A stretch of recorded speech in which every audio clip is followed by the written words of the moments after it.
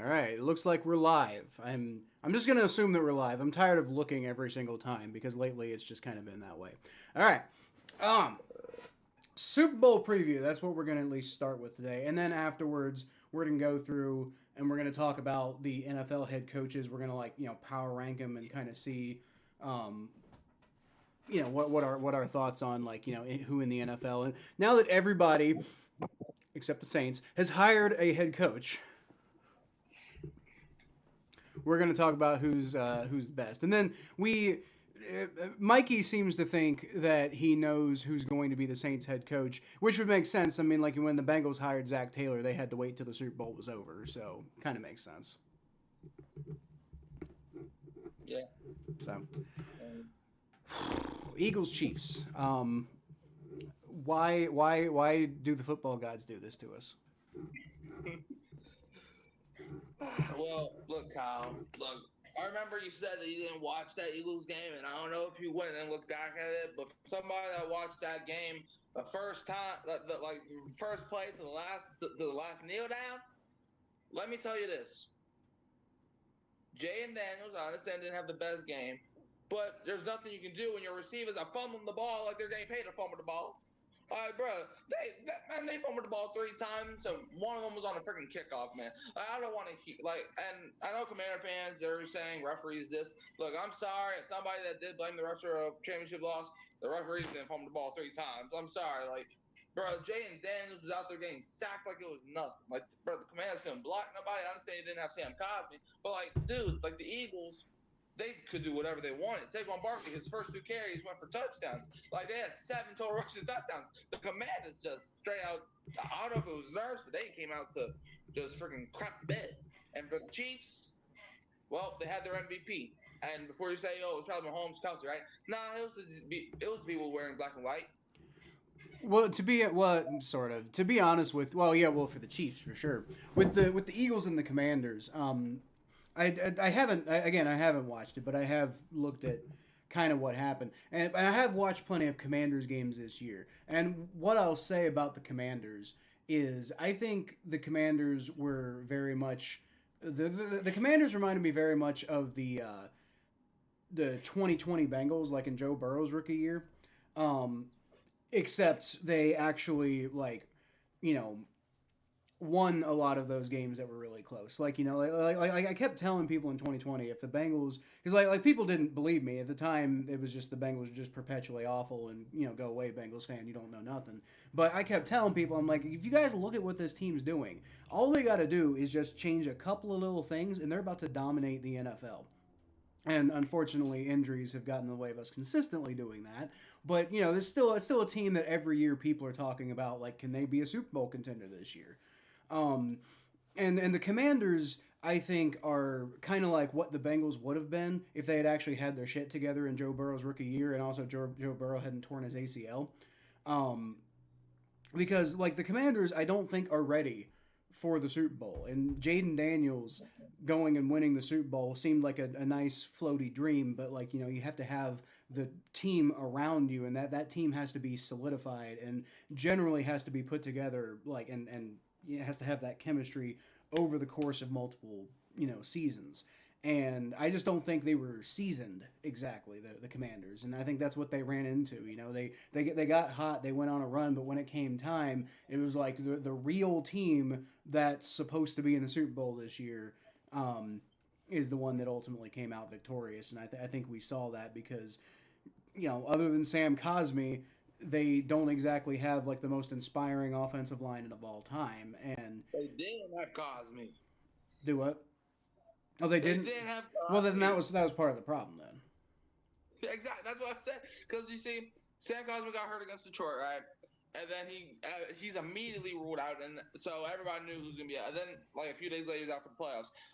And then the Commanders and it's weird because that first drive, the Commanders, they were doing whatever they wanted against that Philly defense. And that first drive, they had 18 plays, and you could only get a field goal. It was 4th and 3. You just converted a 4th and 5. I'm pretty sure you did convert a 4th and 3 as well. But on a 4th and 3 inside the red zone, now that's where you started kicking the damn field goal. Cliff Kingsbury and Dan Quinn, what Bro, bro, they were not ready for the freaking Super Bowl. They weren't even ready for the NFC Championship if they're going to coach like that. Like against Detroit, you want to go for it on every single fourth down. But against Philly on your opening drive, inside the red zone on 4th and 3, that's where your cojones go missing. If you don't send Jane Daniels and say go for it, bro. Man, you see, this is what I would have done to Zane Gonzalez on that fourth down. Buddy, sit down. Jaden, go back out. That's what I was not. But no, they just had to deliver the Eagles a win on a freaking silver platter. So. I mean, at least I don't have to deal with people talking about how Jaden Daniels did the thing that Joe Burrow should have done his rookie year. I mean, just didn't want him. I just didn't want him to one up Joe Burrow. That's all I want. I mean, I still think you're gonna. It's just like the Jamar Chase and Justin Jefferson thing, all right? Like even if Jane Daniels never wins a Super Bowl, but he's still a great quarterback, you're still gonna get the freaking comparisons, okay? So. Well, no, I'm not anti-comparison. You know, they're both great quarterbacks who came from LSU, and I'm not saying you don't compare the two. What I'm saying is I just don't want Jaden Daniels to necessarily like go achieve something great that Joe Burrow wasn't able to because fuck that. My quarterback's better. So you're jealous? No, I don't have to be jealous. That's the difference. What I was saying is I don't want them to go win the Super Bowl, so I don't have to be jealous. Okay, Brady. So, what's there to be jealous of? We have Joe Burrow. Jaden Daniels is really good too. Like they're both really good quarterbacks, but what's there to be jealous of? I remember what it's like to have a good quarterback. I'm sure you do. Good times. A lot of Saints fans know very much what it's like to not have a good quarterback, and then get Drew Brees dropped in your lap. So you're saying we have. So you're saying the Saints draft another Drew Brees? Well, they didn't draft Drew Brees. Well, yeah, I know that, but are you saying the Saints could draft another one? Like another Drew Brees when he come out of college? Well, yeah, based off of the Saints' history, probably not. Yeah, probably not. Well, the Saints have not drafted a quarterback since you drafted Archie Manning. That's one thing that I can say that the Bengals actually do have it much better than the Saints with. I mean, y'all actually won a Super Bowl, so that's at the end of the day, from a fan perspective, that's the thing that really matters. But the Bengals are really good at getting like franchise quarterbacks. Like we've had some duds. Like Achilles Smith was awful. David Klinger, like our two main shots at quarterback in the '90s was Achilles Smith and David Klingler, and they were both like historically awful. Like I mean, Achilles Smith was like still to this day is talked about as one of the biggest busts in NFL history. And I actually think David Klingler was a worse overall player. It's just the difference is we didn't turn down 9 draft picks from the Saints to go get him. Trust me, I think if it makes you feel bad, I think the Saints and Washington both lost that trade, so it could have been hey, because even if you got those 9 draft picks, are they going to be good picks or? Well, no, not necessarily. And actually, knowing the Bengals, no, because knowing the Bengals at the time, that was around the time they started making good picks. Because a lot of their teams during the Marvin Lewis eras were largely populated by guys who got drafted during that Achilles Smith time period. Like I actually don't remember what the rest of their draft that year was. I remember when we drafted Peyton Turner.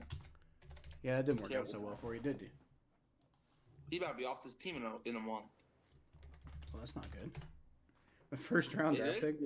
All right, so let's see. The Bengals took Achilles Smith. In the second round, they took Charles Fisher, the great Charles Fisher. Okay, so this isn't a good start. Then Corey Hall. Oh, God damn. Okay, maybe 1999 wasn't a good year. And Craig Yeast was okay as a wide receiver from Kentucky. He wasn't very good, but for a 4th round pick, he was all right. Nick Lachey was a fullback we took in the 5th round. Why we're taking a fullback in the 5th round, but it's in the 90s, so I guess whatever. Kelly Gregg, a defensive tackle who I'm pretty sure never did anything.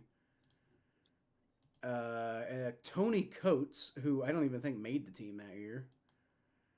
Scott Covington, who was a quarterback who randomly started a game or two for the Bengals at one point, but wasn't very good. But I mean, he was the seventh round draft pick, and then we took Donald Broomfield with a compensatory pick, and I don't even know who the fuck that is. So Charles Fisher lasted like 3 years in the NFL. Corey Hall went and played for the Falcons after us, but not for very long. No. Craig Yeast, like I said, I thought he was okay for the Bengals, but he didn't last too long in the NFL. Kelly Gregg. Oh, God, he stuck around in the NFL until 2011. God damn. But he was only on. He didn't even make the Bengals the year they drafted him. Like he got cut and then he got picked up by the Eagles, and then he ended up on the Ravens for 10 years. And then Scott Covington was our backup quarterback for a few years. So yeah, that 1999 draft was just horrendous. Well, So hey, yeah, Kyle, we probably it probably would have been a lot worse. Well, Kyle, the Saints 2017 draft was arguably one of the best drafts of all time by anybody, and yet only one of those players are still on the Saints. Ain't that sad? Well, then it's not one of the greatest draft picks of all, or it's not one of the greatest drafts of all time. Then. Well, see, they're not talking about just by the Saints. We're talking about like the talent in the draft because we have Marshawn Lattimore. Yeah.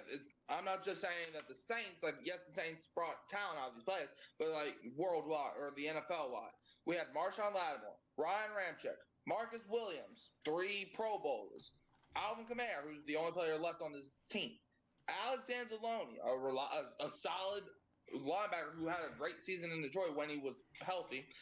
I'm sure you know this name, Trey Hendrickson. Who's that? With the 103rd pick. And then we had Alquan Muhammad. Ain't nobody knows that, to be honest. So yeah, that's 1, 2, 3, 4, 5, 6 players that I don't know if Anzalone made a Pro Bowl, but I know at least 5 of these guys did make a Pro Bowl. And Anzalone's a great, I don't know if he's great, but he's a good, solid player. And yet the Saints got 0 Super Bowls out of that, and only one of the players is still on the team 7 years later. Ain't that disappointing? The Saints can't develop talent. The Saints cannot develop talent worth the life of them. Well, you seem to be able to develop linebacker talent, okay, but not anymore because we stole your linebacker coach. Fun fact: the Saints. Hey, do you know who Zach Bond is? I do. That's part of who I'm talking about. He was playing special teams. Mm-hmm. In New Orleans, he was playing special teams. Mm-hmm. We barely saw him on the field on the defense. Which is crazy because he played well when he was on the field. He played well for you guys. Yeah, for special teams. Well, yeah, but what I'm saying is like when he got in there, like I know he didn't get in very often during the regular season, but like any tape that exists for him playing linebacker for the Saints is pretty good. Like how he didn't end up getting a job there is kind of wild to me. Yeah, like the biggest thing for the Saints when Zach Bond was he going to be a free agent? Was he not going to be a free agent? Biggest thing that Saints fans, including myself, pointed out: the Saints, every time he was on the field on defense, they were using him wrong. Okay, like it's either like on third downs he would play coverage instead of rushing the passer when like he was like a not really a rushing type, but like he wasn't the best coverage linebacker when he was here.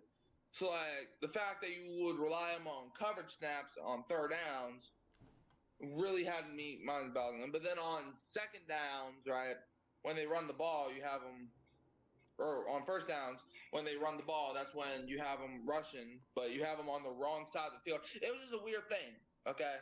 And then when he went to Philly, the Eagles developed him. So he started being a better coverage linebacker. He started tackling well because the Eagles actually developed him because they used their players right. You see, Payne Turner, shoot, he might go somewhere and be good. I don't know anymore because that's just how the Saints are. Marcus Davenport, 2 guys in the first round. Him and Marcus Davenport, you really picked Marcus Davenport over Lamar Jackson. Marcus Davenport. Were you Payne Turner? Like, bro, did you just put the draft on simulate? Like, did you even try? You knew that we had to get better after Drew Brees done retired, and you picked Peyton Turner. All right. Look at that working out. But you also needed edge help. Not that he helped, but you needed it. We picked a guy in the first round with 5th round talents. We could have got plenty of other edge rushers. I did think it was weird. I thought he was a 3rd round talent at the time, but still, taking him in the 1st round was insane. Bro, I don't care if he was freaking 18th round talent, bro. 1st round, Peyton Turner. Well, Peyton Turner, bro. That'd be worse than 3rd round though. Well, yeah. Well, I remember saying when we dropped Peyton Turner, this move was gonna ruin our franchise. Boy, he did not disappoint. I don't think Peyton Turner ruined the Saints. I think the Saints did that. It didn't help the Saints. Well, no, it didn't help, but I don't think he ruined the Saints. I think the Saints were already shooting themselves in the foot. Well, yeah, but still, when Peyton Turner got into the game, at least Zach Bond, at least he could make plays. Peyton Turner, he had like one good game out of his whole 3-4 years. Like this man, he's going to be off the team in a month. And if the Saints even think about even negotiating with him for a new contract, I'm gonna go to that front office and I'm gonna take Mickey Loomis's job away from him. Okay. So anyway, as far as the Eagles and the Chiefs go, who do you think is going to win? Give me the Eagles because of reasons. So I actually have a question for you. You still think that black magic doesn't matter, Mikey? Because despite all the people you ranked ahead of the Chiefs are the ones in the Super Bowl. Didn't I have them at number 1 last week? Well, yeah, but I'm just rubbing it in, honestly. Bruh, before we did this show, wasn't I the one that put the Bengals at number 2 last time when they were 5-3 or whatever? What? What do the Bengals have to do with anything? No, I remember a couple years ago, when I went on your show as a special guest before we were even doing this, I put the Bengals number 2 to make you happy. Oh, yeah, I think so. And then I think I was like, wow, that's ambitious. Yeah. I think I disagreed with you that they were number 2, if I recall. Yeah. But I was trying to be nice. Hey, you put the Saints above what I did. But to be fair, I have my reasons why the Saints were not getting any higher. Well, whatever. Also, to be fair, you're incredibly pessimistic about the Saints when they're disappointing you. So I think it's pretty normal for me to put the Saints a little ahead of you because I'm trying to be realistic. You're just pissed off. Yeah, I mean, shoot. When you lose the Packers 34-0, bruh, cop. Well, this was a few years ago. I understand, but now, a couple years ago, I was a little upset. But now, when was the last time the Raiders beat anybody by 2 touchdowns, Kyle? I don't know. Can't have been that long. Their offense isn't very good, so. Fun fact, they beat the Saints by 15 points last year, Kyle. Yeah, I recall. So the Chiefs, I think I agree with you that the Chiefs are going to win. And again, as I said, it is because of black magic. The Eagles are the more talented team, and there's no question. I think Patrick Mahomes is the more talented quarterback between him and Jalen Hurts. But I think what really matters is, like I said, it's the black magic. It's the fact that Patrick Mahomes prefers to Patrick Mahomes could outskill anybody in the NFL, but he doesn't want to do that. He seems to prefer to play the refs against everybody, which I guess is one way of doing it, but it's also a really annoying way of doing it, and it gets you zero respect. Bro, you think Mahomes cares about respect, bro? I mean, I guess not, but I think Chiefs fans do. I don't even think they do. I think they do because they wouldn't be going out there talking trash if they didn't care about respect. They don't expect. I don't think they expect people to respect them, but I think what they want is they want people to acknowledge that they dominate the NFL. But the problem is, maybe we can acknowledge that you're dominating the NFL, but we can also that's going to come with an asterisk next to it of but the way that you're doing it's kind of bullshit and it's not interesting at all, and it's hard to respect like the fact that you're not really playing the game, you're playing the rules. Which is part of playing the game. But when that's all that you do, it just goes against the spirit of football. Yeah, like, bro, the Chiefs, they just look. This here's my thing on it. Like, the Chiefs, yes, they're in a dynasty, but they have to be the least threatening dynasty I've ever seen in my life. Like, much as you don't want to admit it, the Steelers dynasty was better. The Cowboys dynasty was better. Patriots dynasty was better. 49ers dynasty was better. The Chiefs, how do they create their dynasty? Oh, let's just have the referees call a flag here, a flag there. Because let's have our puny quarterback run out of bounds and then the Liberty fall to the ground and draw a flag. Like, yeah.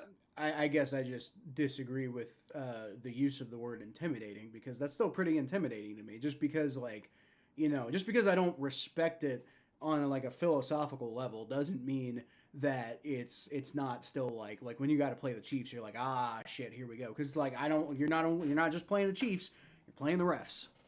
And and then Chiefs fans are gonna be like, oh, the refs don't give us calls. That's stupid. That doesn't happen in the NFL. And it's like, okay, but we're not saying the refs are actively intending to cheat for the Chiefs. What I'm saying is Patrick Mahomes knows, and it's not just Patrick Mahomes. I'm guessing it's probably Andy Reid too. And it's a lot of them on the team, but their philosophy seems to be that instead of like playing better than the other team, they're just going to try to get more calls, and then that'll give them as many advantages as they can. And it's like, all's fair in love and war, I guess, but this is football. So yeah, you technically, yes, you can do that, but like eventually people are going to get tired of watching it because it's just not interesting. Yeah, like I don't know if there's any point in even arguing at this point. Like the Chiefs, they like, dude. When you hear Chiefs, right at this point, you may think Mahomes, you may think Kelsey, you may even think Andy Reid. But what a lot of people that actually played the Chiefs think, they think of refs. For example, if you said the words 2018 NFC Championship game to a Saints fan, they would think of refs. Well, if you say whatever games the Bills played, the Texans played, the Ravens play, like whoever the Chiefs screwed, when you bring up Chiefs, they bring up how they cheated. Okay, that's just that's a fact. That ain't an opinion. That is a straight fact. Like, there's no way. And I remember on the Hurricane Mike show the other week, I remember telling my dad, who's my co-host over there, and I said the Chiefs were going to beat the Bills. Not because the Chiefs are the better team, but because the referees will not let the Buffalo Bills win. And boy, they did not disappoint. Man, fourth down. Josh Allen clearly gets the first down, but the ball's going that way. Like, bro, there's a flag on the play on the final play. Oh, shoot. It was a good play for Kansas City. No flag. No, we good. Like, bro, like, ain't nobody trying to see that. We're trying to see some football. We ain't trying to see who can be the biggest referee fan or the referee's big fan. Like, bro, ain't nobody trying to see that. We're trying to see grown men hit. We're not trying to see the referees give you calls for every single time. Man, the 1990s would be disappointed. Idiots. Man, Chiefs, man, flag here, flag there. Man, flag everywhere. We're going to throw a flag 55 miles. Like, bruh, man, bruh. Disgusting. What's it got to be like to be a Giants fan right now? Watching Saquon Barkley do his thing. Probably a lot of beer, bridges, and crime. I mean, look, I got like my wife's family is from Connecticut, and so there's a lot of Giants fans in there, and I'll tell you one thing, they get real excited about like their backup quarterback at this point. I haven't talked to any of them about Saquon Barkley being in the Super Bowl with the Eagles, but like, goddamn, like the Eagles, like that'd be like imagine if Mikey, if you will, imagine if Drew Brees left for the Falcons and won a Super Bowl with them. Fun fact, I was literally thinking that same scenario before you said that. Exactly. But like, I will say this. Well, I guess I guess technically in this case it'd be like Alvin Kamara, but it's not Alvin Kamara. It's like Alvin Kamara, but Alvin Kamara has been like peak Alvin Kamara consistently for Alvin his whole Kamara on career. steroids. Yeah, Alvin Kamara, but like as good as he was always supposed to be, but and also all the time. Like the 2017 to 2020 Kamara? Uh, yeah, I That was his guess. best years. I guess, but Yeah. like, which one was his best year out of those three? His best year was definitely 2020. Okay, so 2020 Alvin He had like Kamara, 14 but all the touchdowns that time. year. Actually, Yeah. I'm guessing Saquon Barkley. Saquon Barkley is probably better than Alvin Kamara was at his best, but you know, like the high end potential of like what he could have been, and that's just what he Well, is. hold on, let me pull it up right now because I think it was 2020. Hold on, let me see. It could have been 20. Let me see. Because Kamara came in the league, obviously, in the 2017 draft class, where, let's see, in his rookie year, he had 700 yards and 8 TDs. It was good, but then 2018, he had 814 touchdowns, which was also good. 2019, he had 705. But then 2020, that's when he struck gold. Gained 932 yards on the ground and 16 touchdowns. And then the most touchdowns he got since then was 6, which was this past year. So, Right. in fact, his best season since 2020 was actually this past season. So, take that for what you will. So before we move on to the head coach rankings, then what's your score prediction? Give me the Eagles to win 34-19 because the refs missed their flight. Well, then they wouldn't play the game. Nah, because they're going to be robots. Okay. They're So gonna hire robots, and the Eagles win 34-19. didn't you earlier say the Chiefs are going to win?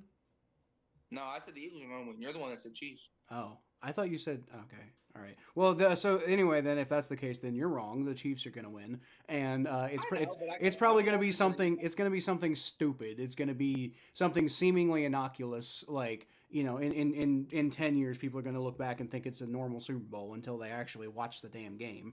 But it's going to be something seemingly innocuous. It's going to be like 24-21, but it's going to come along with a lot of BS, and you know, it's just going to be one more example of like why it's getting kind of boring to watch the Chiefs.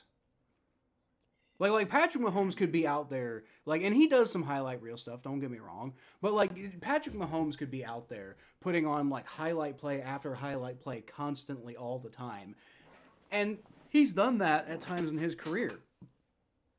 But Yeah. most of what he's done, there's been a few highlight plays this year, but most of what he's done this year is like, you know, a lot of pretty average plays and some kind of bad plays, sprinkled in with some really super elite, like Patrick Mahomes type of plays, and then a lot of like, you know, positioning to try to get calls from the ref.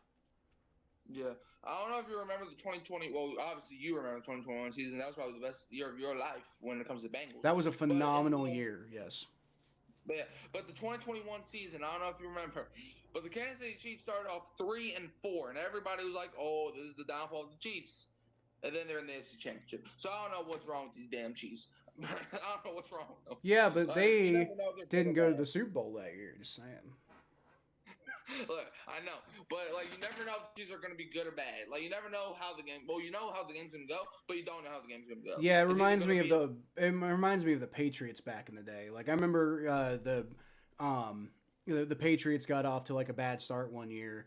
And you know, Bill and like everybody was like, "Oh, it's the downfall of the Patriots. It's, you know, it's been a long time coming, but they're finally on their way down." And then they played the Bengals next week, and then Bill Belichick had his famous, you know, "We're on to Cincinnati" comments, because you know the media was like, "Are you guys done? Is it over?" And Bill Belichick is just like keeps repeating, he's like, "We're on to Cincinnati." And then they went on to Cincinnati and they kicked their asses. And it was like we were on a pretty hot start that year against bad teams, but this was our litmus test to see if we're actually good or not. Turns out we weren't. We still made the playoffs that year, but we got destroyed by the Colts. Wait, hold on. What year was that? 14, I want to say. 2014. All right. Well, yeah. Was that the year where Bill Belichick did his spy thing? No, Spygate was like way earlier, like 2007-ish. That was closer to Deflategate. I don't remember exactly when Deflategate was.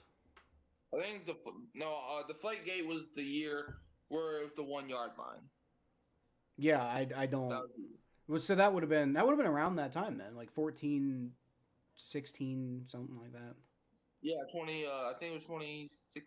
No, it would have been 2014. So. Maybe, but yeah, that was the Ravens complaining just because the Ravens wanted to complain and they're sore losers. It was the Colts. That's all it was. Well, no, the Ravens were the ones who complained about it. Oh, so it was the Ravens and the Colts. Yeah, I think they both complained about it, but the Ravens are the ones who brought it up because they're sore losers. Oh wow. I mean, like I'm not gonna lie, that's kind of like the weakest scandal I've ever heard. Because I'm not gonna lie, even Bountygate was worse than Deflategate. Because like you're playing with the same football, bro. Well, right. I mean, that's the thing. Like, like intentionally deflating the ball. What are you talking about? But like, I mean, like, it also like this was an accusation of when they were playing in like the dead ass cold. And anybody who's ever like dealt with, like the tires on their car knows that when it's freezing cold out there, your tires tend to like, lose air pressure. And that's how cold works. Yeah. But like I don't like the Patriots. It has nothing to do with them winning too much. It just had something to do with how every single Patriots fan that I've seen, well, not everybody, but most of them are entitled. They're basically the Chiefs, except with more success, kind of. But however, I will say this: Deflategate. I'm not gonna lie. For like the first 5 years of me, or well, probably not that long. For like the first 2 years of me knowing what Deflategate was, I'm not gonna lie. I still didn't know what the whole fuss was about.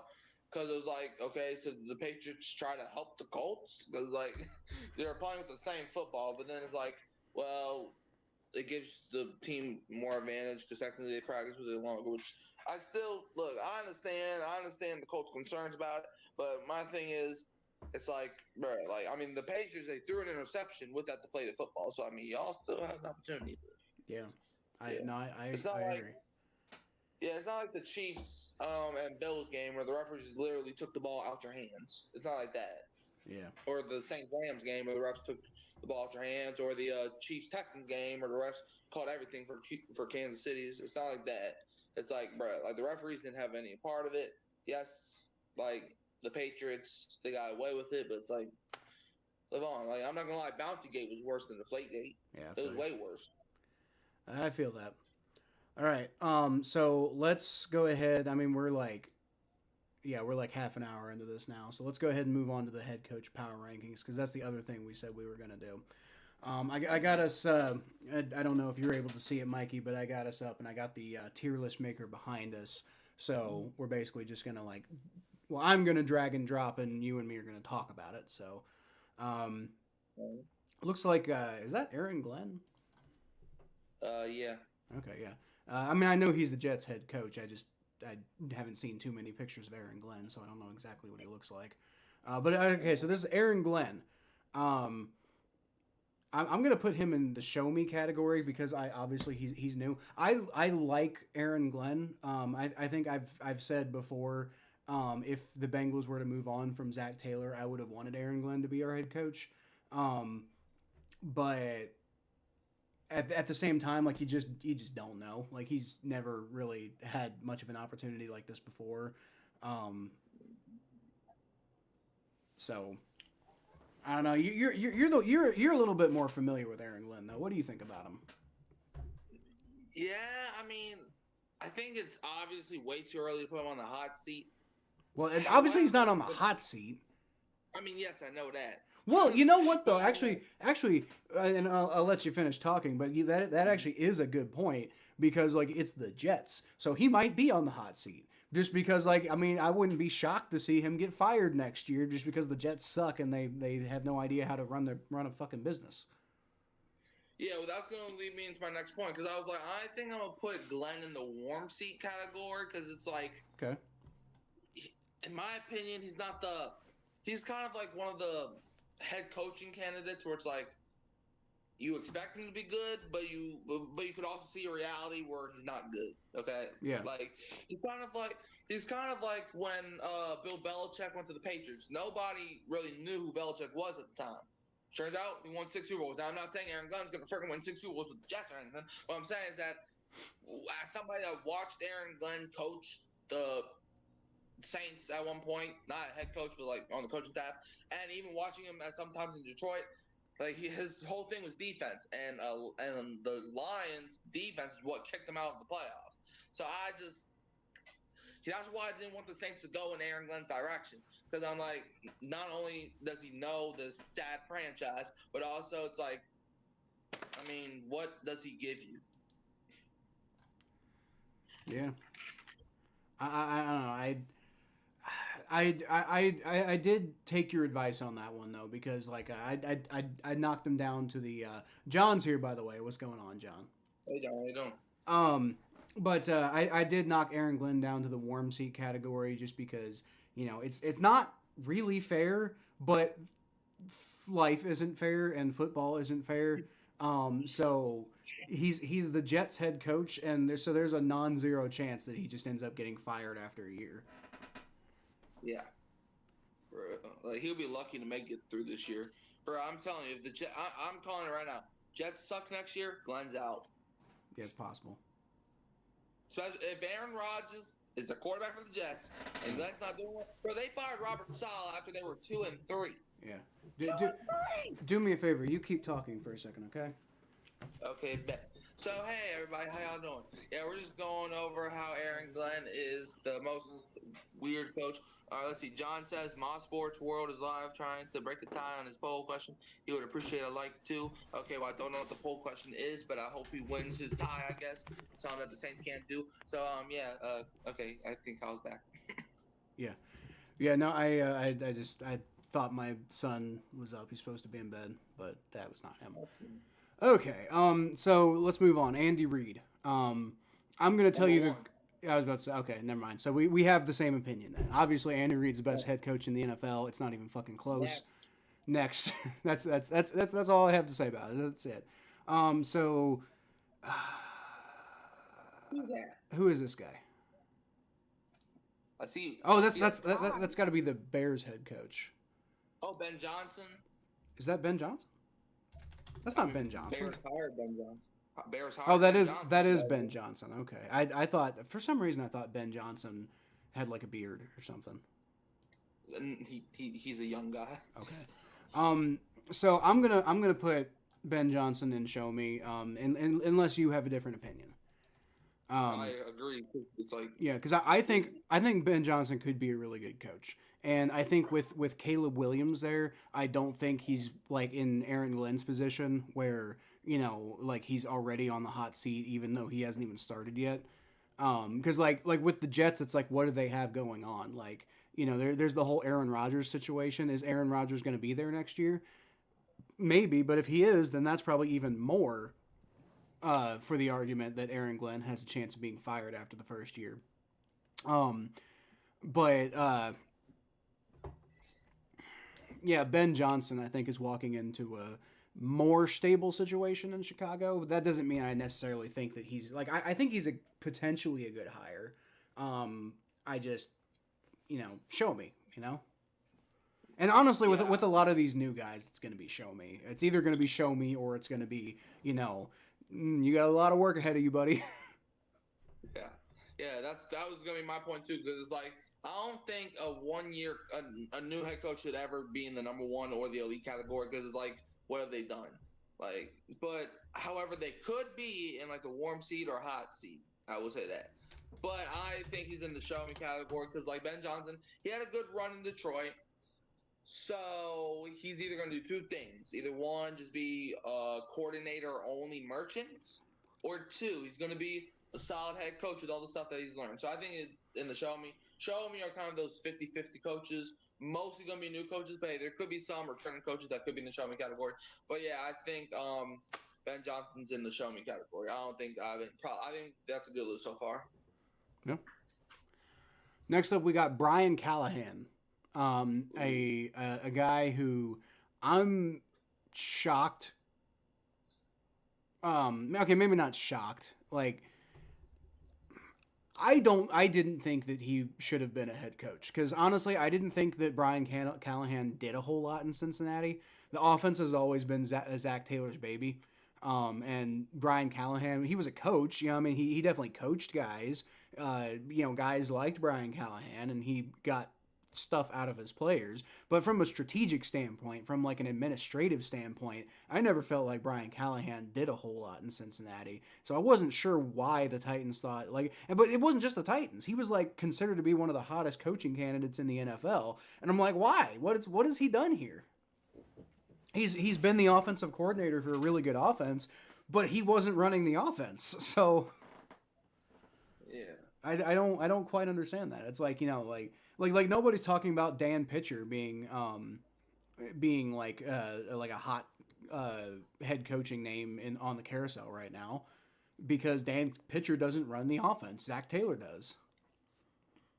Yeah, I agree with that wholeheartedly. Like, so let's see.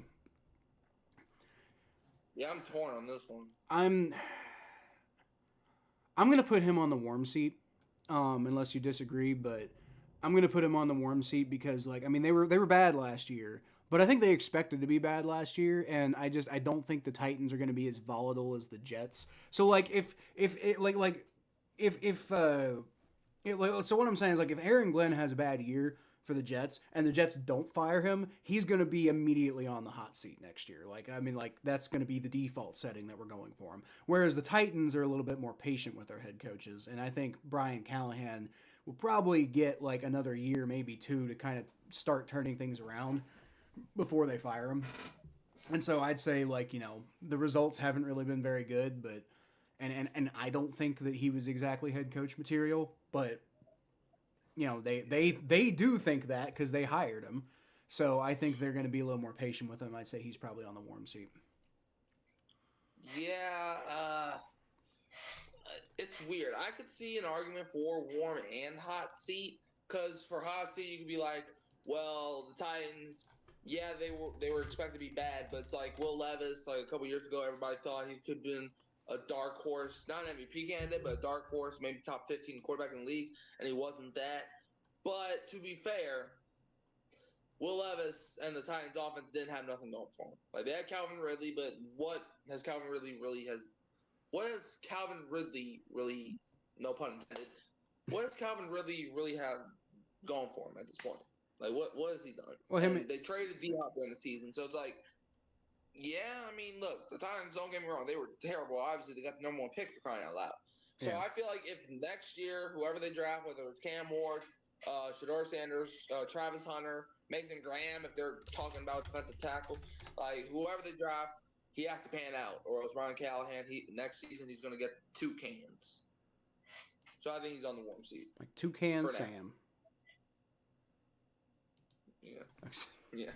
Cereal reference. Yeah, I think he's on the warm seat for now.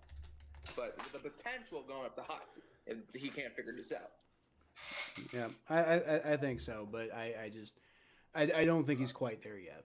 Brian Daboll. I am really conflicted about Brian Daboll. I think realistically, I think you have to put him on the hot seat because, I mean, the Giants kind of got maybe kind of interesting with him at first, and I really stretched the word kind of interesting, but they got a little kind of something going on with Brian Daboll there for a sec, but it's all fallen right back down to earth. So I mean, like, he's got to be on the hot seat at this point, right? Like, maybe not like he's gonna get fired next year, definitely, but definitely, like, if it's bad enough, they might. I mean, yeah, the Giants are talking about firing him this year. So so he's definitely on the hot seat. Then I didn't realize they were already talking about firing him. Yeah, after they lost that Carolina game, everybody was like, "Is this the end for Brian Daboll? Is this the end?" Yeah, like, I think even the Giants started saying something about they could go into. Well, obviously they're not going to come out and say that, but I feel like they were thinking it. So right. Okay. Do you know who this next? Yeah, I was going to say, do you know who this next guy is? Yeah, who knew that? Is that Liam Cohen? No, that's not Liam Cohen. I'm kind of lost on this one, honestly. That's Dan Quinn. Like, I don't know, bro. Who are these coaches? I have no idea. Like, that's not Dave Canales. Wait, hold on. because that's Dave Canales there after Dan Quinn. I have no idea who this guy is. His face looks familiar. Yeah, he looks familiar, but like I don't think he's a head coach. He's not one that I recognize facially anyway. That's not Mike Vrabel, is it? No, it's not Mike Vrabel. No, that's Mike Vrabel. Mike Vrabel's got a very recognizable face. Yeah, let me think. Hold on. Is that Brian Schottenheimer? Oh, it might be. That might be. Yeah, that might be Brian Schottenheimer. If that's him, then I think that's Brian because he does. I knew. Yeah, that's Brian Schottenheimer. That's definitely Brian Schottenheimer. Okay. Took forever because like honestly like for having such a famous dad, Brian Schottenheimer is like a guy that like I literally never think about in the NFL. Like he has just been consistently. He's been consistently a guy that I always forget exists. I mean, he's been in the NFL since I was first paying attention. Like he's been in the NFL for a while. I just always forget he exists. Yeah, I may have a hot take for this one, depending if we're not thinking the same thing. What's that? What's your hot take? I think he's already on the hot seat. Why? Because they're in Dallas, so if he sucks, well, yeah, everybody's going to be talking about it. If he sucks, if he sucks, but like, I mean, I don't necessarily think if the Cowboys suck that he's going to get fired after year one. That doesn't seem like a Jerry Jones type of thing. I mean, yeah, I understand that, but it's like they chose him without talking to anybody else. I also think the other thing is like, he's been with the Cowboys for a while now. So, I mean, it's like he's kind of already entrenched in the system. You remember how long they kept Jason Garrett for? Oh, yeah, that is a good point. I mean, he's basically Jason Garrett 2.0. Yeah, I mean, yeah, now this is actually interesting. But yeah, I still don't like the move to get Schottenheimer. Yeah, I think that I feel that Brian Schottenheimer has one claim to fame, as far as anything he's done that was worthwhile in the NFL, like worth really pointing out and be like, wow, this guy's pretty good. And that was the job that he did with the early, like the very beginning of Mark Sanchez's career with the Jets. He did I felt he did a pretty good job getting something out of Mark Sanchez and turning the Jets into an offense that could take Mark Sanchez to the fucking AFC Championship game. But that was like 15 years ago, bro. Yeah, like I still think he's gonna be on the hot seat because it's like I think he might be the next Rod Mayo. I don't know. I think he might be the next Rod Mayo. I just don't see the Cowboys doing that. But then again, I was a little surprised to see the Patriots do that. But then again, I did kind of call that at the beginning of the season. I was like, I think the Patriots might be tanking and they're using Gerard Mayo as like their sacrificial lamb. Yeah, so I guess. Put him at wherever you want. Or what are you doing? But yeah, you can put him at wherever you want. But I'm just saying, personally, I'm gonna have him on the hot seat till he shows me some. I would put him on the worm seat personally. So, to settle this, since the chat's not really active, and I don't know if John's still paying attention. But I guess to settle this, I don't know, let's do rock paper scissors. Okay. Okay, ready? All right. We're gonna do rock paper scissors shoot, and then you go. Okay. All right. So rock paper scissors shoot. Shoot. Okay, I win. Okay. So he's gonna be on the warm seat then. All right. But I have a question. Who are we using who's the Saints coach in this scenario? Let's see. They had a guy in here. I don't recognize who it is, but you might recognize. I see Dennis Allen. This. Who's this?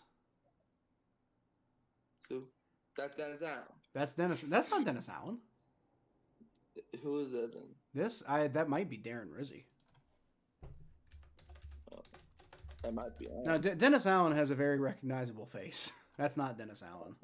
Oh well, from my view, it looked like his face is kind of like blurred and kind of. Rizzy and Allen kind of look the same. Is that Darren Rizzy? I'm trying to figure. It might be Darren Rizzy. No, I don't think that's Darren Rizzy either. So. It's either Dennis Allen. It might. No, I don't think that's Darren Rizzy. But it's not Dennis Allen. Like Dennis Allen has a very angular face, and that guy's got a very soft face. I don't know. I've seen a picture of Dennis Allen. Kind of look like that. And it's not Kellen Moore. But like Kellen Moore's got the punt. Like obviously you are probably somewhat familiar with Kellen Moore now that you think he's going to be your head coach. Am I wrong, or does he just have the most punchable face on the fucking planet? No, that goes to Jonathan Gannon, my guy. Depends on what you mean by punchable, I guess. Like Jonathan Gannon has looks like he was. Okay, so Jonathan Gannon could run one of two ways. Jonathan Gannon either looks like the kid who got bullied mercilessly when he was in middle school, or he looks like a fucking felon. It's one of the two, or maybe both.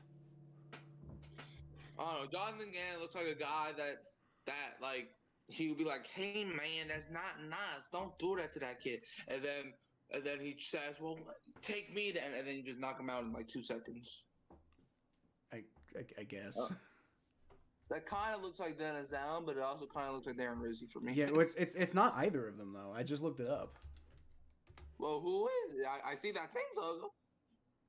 Yeah, well, it's somebody. I don't know, but here's the thing. We're just gonna pretend for now that it's Kellen Moore because you seem to think that he's probably gonna get hired. And considering the Saints haven't hired anybody yet, it's probably because they're waiting for the Super Bowl to be over. So unless there's somebody else on the Chiefs or Eagles who's like under consideration, it's probably gonna be somebody. And if you think it's Kellen Moore, we'll just pretend it's Kellen Moore for now. Okay. Now, we can move on to Dan Campbell now, which I think we all know the answer to. Yeah, well, so the answer here is that Dan Campbell is fucking an elite head coach without any question. He might be the second best head coach in the NFL. He's like, some Lions fans will criticize him sometimes, and I get it. He does sometimes make some weird decisions, but like Dan Campbell, I remember everybody just like lambasted the Lions for Dan Campbell when they hired him because they're like, who? Dan Campbell? Like what? Like that's out of fucking left field. But no, Dan Campbell has turned out to be an absolutely phenomenal hire for the Lions. He's exactly who the Lions needed. And if it wasn't for the fact that Andy Reid is has sacrificed his soul to Satan and has super black magic powers now. Dan Campbell might be the best coach in the NFL. Yeah, that's what I'm saying. Like, there was actually a few weeks this season where I was like, Dan Campbell actually might be the best coach in the NFL. Then I look at the Chiefs and they're like, oh, no, Andy Reid paid somebody so he can keep that trophy. So, all right. Like, I feel like if it was a fair game, I feel like Dan Campbell could be the best coach in the NFL. But no, we don't got to play by rules, apparently. Apparently, the rules are just thin. Also, Dan Campbell's, team was, injury riddled the fucking back. So, well, yeah, that too. Look at where the Lions came from, right? Yeah, I understand the Chiefs. They didn't have it great before Andy Reid, but bruh, they were fine. Well, yeah, maybe immediately before Andy Reid, they weren't very good. But for most of history, the Chiefs were fine. Yeah, but if you got traded to the Lions, it was like going to prison for life. Why do you think Calvin Johnson got retired? Why do you think Barry Sanders retired? Why do you think Stafford wanted to leave so bad? Because the Lions they weren't even a decent team. They literally went 0-16 for crying out loud. Yeah, they were the first team ever to do that. If you went to Detroit, you would just want to jump off a bridge. But Dan Campbell came in that building, rocking everything. Dan Campbell made the Lions cool. Yeah, but for the first time in your life, if you said the Lions are going to win the Super Bowl, people would not laugh in your face. Yeah, exactly. So it's like, man, Dan Campbell really showed up. A lot of people they saw that first interview and it's like we're gonna bite your kneecaps and kick you in the knees or Which kick you in the teeth or whatever. And then which I was on record for absolutely loving, by the way. I thought that was phenomenal. Like his press conference, like, yeah, people are like, oh, he sounds crazy. I'm like, he's a football coach. Like, he's supposed to sound like that. I was actually kind of disappointed that things didn't end up working out with Frank Pollock here in Cincinnati, because he was like talking about like guys being glass eaters, and I was kind of getting Dan Campbell vibes from him, and then the offensive line didn't end up being all that good with him. But it's just like that's what you want. That's the type of energy you want from your head coach. Not, I'm sorry for scoring too much.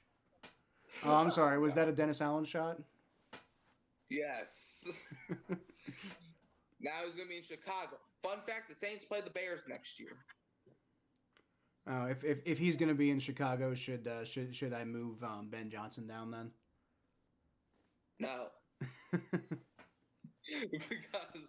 it's like Ben Johnson and Dennis Allen are two completely different people. Ben Johnson can fire up a crowd. Okay. Dennis Allen can do the exact opposite.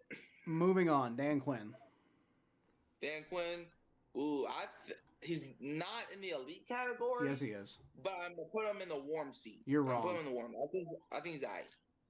Wait, warm seat. So you said he's not elite, but you're gonna put him in warm seat. There's a whole category in between that. Well, he don't gotta show me anything. He just has to pick up a good quarterback. So I mean. Well, yeah, but warm seat is below show me though. Like, I'm confused. Like, here's my thing. So like, he doesn't have to show me because I know he can be a good coach. However, I think he won't get fired because of Washington's success, if you know what I'm saying. Okay. I think Dan Campbell. I think Dan Quinn is an elite coach personally. So I'm gonna split the difference here because we don't agree on him. I'll put him in show me, but I think Dan Quinn is elite because that man took the Falcons to the fucking Super Bowl. And I know 28-3. I know. But that man took the Falcons to the Super Bowl, and he almost took the Commanders to the Super Bowl. Like, excuse me? Like, Dan Quinn is a phenomenal coach. And then you saw how he was doing with the Cowboys defense when he was there, right? Yeah, I mean, like, I understand that, but I feel like after that Super Bowl run that he had in Atlanta, like, he didn't really do much else with that team. Like, that team completely fell apart, even when they had talent. Well, I understand that, and so I'm not like, I don't think he's like, Andy Reid, but I do think that he's one of the NFL's best head coaches without question, especially considering he got fired, turned around, and built the Commanders into, like, again, like, he's taking teams that have no business being competitive and turning them into juggernauts. And I know the Falcons fell off, but, like, didn't they also go back to the NFC Championship? No. Was that the year before then? No. In 2016, they made the NFC Championship and went to the Super Bowl and lost to the Patriots. The year after that, they beat the Rams in the wild card, but they fell short to Nick Foles in the division round, and then they haven't made the playoffs since. Yeah, all right. Okay, fair enough. Well, I think that's still pretty good, though. He had him rolling there for a minute. Yeah, but then the Falcons did what the Falcons are going to do. I mean, he had them doing okay in 2018, 2019, and then obviously they started off horrendous in 2020. And hands are tied at that point. Yeah, they got fired in like week 5 or 6. Mm-hmm. It's because they started 0-5. Yeah. So. All right. Yeah, and then they picked up Arthur Smith, which was not any better. Dave Canales. He's definitely going in the show me category. You think so? Yeah, because like, he's not. I don't think he's bad, but he has to do more, in my opinion. Well, so here's my argument. I would put him in. I'll almost argue putting him in the hot seat, honestly, because of the Panthers. But maybe warm seat. I mean, I can put him in show me, I guess, because like I guess you haven't really seen a whole lot. The one thing I will say is like I might bump him up to warm seat instead of hot seat because Bryce Young started getting better at the end of the season, and considering how everybody had written Bryce Young off, that takes, I think, a certain level of talent as a coach. And maybe that shows something for Dave Canales. Maybe he buys himself a little extra time because of it. But beyond that, I haven't seen anything beyond turning Bryce Young around. And we've yet to see if that's permanent or not. But beyond that turnaround for Bryce Young at the end of the season, I haven't seen any reason to think that Dave Canales was anything other than just some guy, you know. Kyle, I And have a question. no NFL team wants some guy to be their head coach. They want the guy. Well, Kyle, I have a question. In 2020, whatever year Geno Smith started in Seattle, did you think Geno Smith was going to be a Pro Bowler that year? No. Do you know who his offensive coordinator was? That was calling plays? Was it Dave Canales? It was Dave Canales. Well, that's pretty impressive then. I can see how he became a head coach. But that has nothing to do with these tier rankings. Like I threw that comment about Dan Quinn in with the Cowboys earlier just to illustrate what I was talking about. I wasn't actually trying to use it to say that he should be higher on the list or whatever. I understand that, and I understand that, but like my point is the reason he was there in Carolina is the reason that they brought him in was to fix Bryce Young. And Bryce Young, was he a Pro Bowler? No. Was he the best quarterback in the NFL? God, no. But what I will say, if you compare the 2023 Bryce Young to the 2024 Bryce Young, the 2024 Bryce Young is definitely higher on the charts than 2023 Bryce Young. Like, well, right, then that's why I'm saying I'm higher on him than I thought I was going to be. But I don't know. Show me feels high for how bad the Panthers are right now, and how volatile of a situation it is. But yeah, it was kind of like a Titans thing. Like, ain't nobody thought the freaking Titans, were going to be a good team when Brian Callahan got over. Like, Dave Canales, I'm not going to lie, if the Saints would have fired Dennis Allen, Dave Canales would have been my head coaching option. I remember seeing the Saints play the Bucs one time, and I was like, Dave Canales feels like a coach that I want the Saints to hire. But, of course, they didn't fire Dennis Allen, so we had to wait a whole year. So. Okay, all right. Fair enough. You convinced me.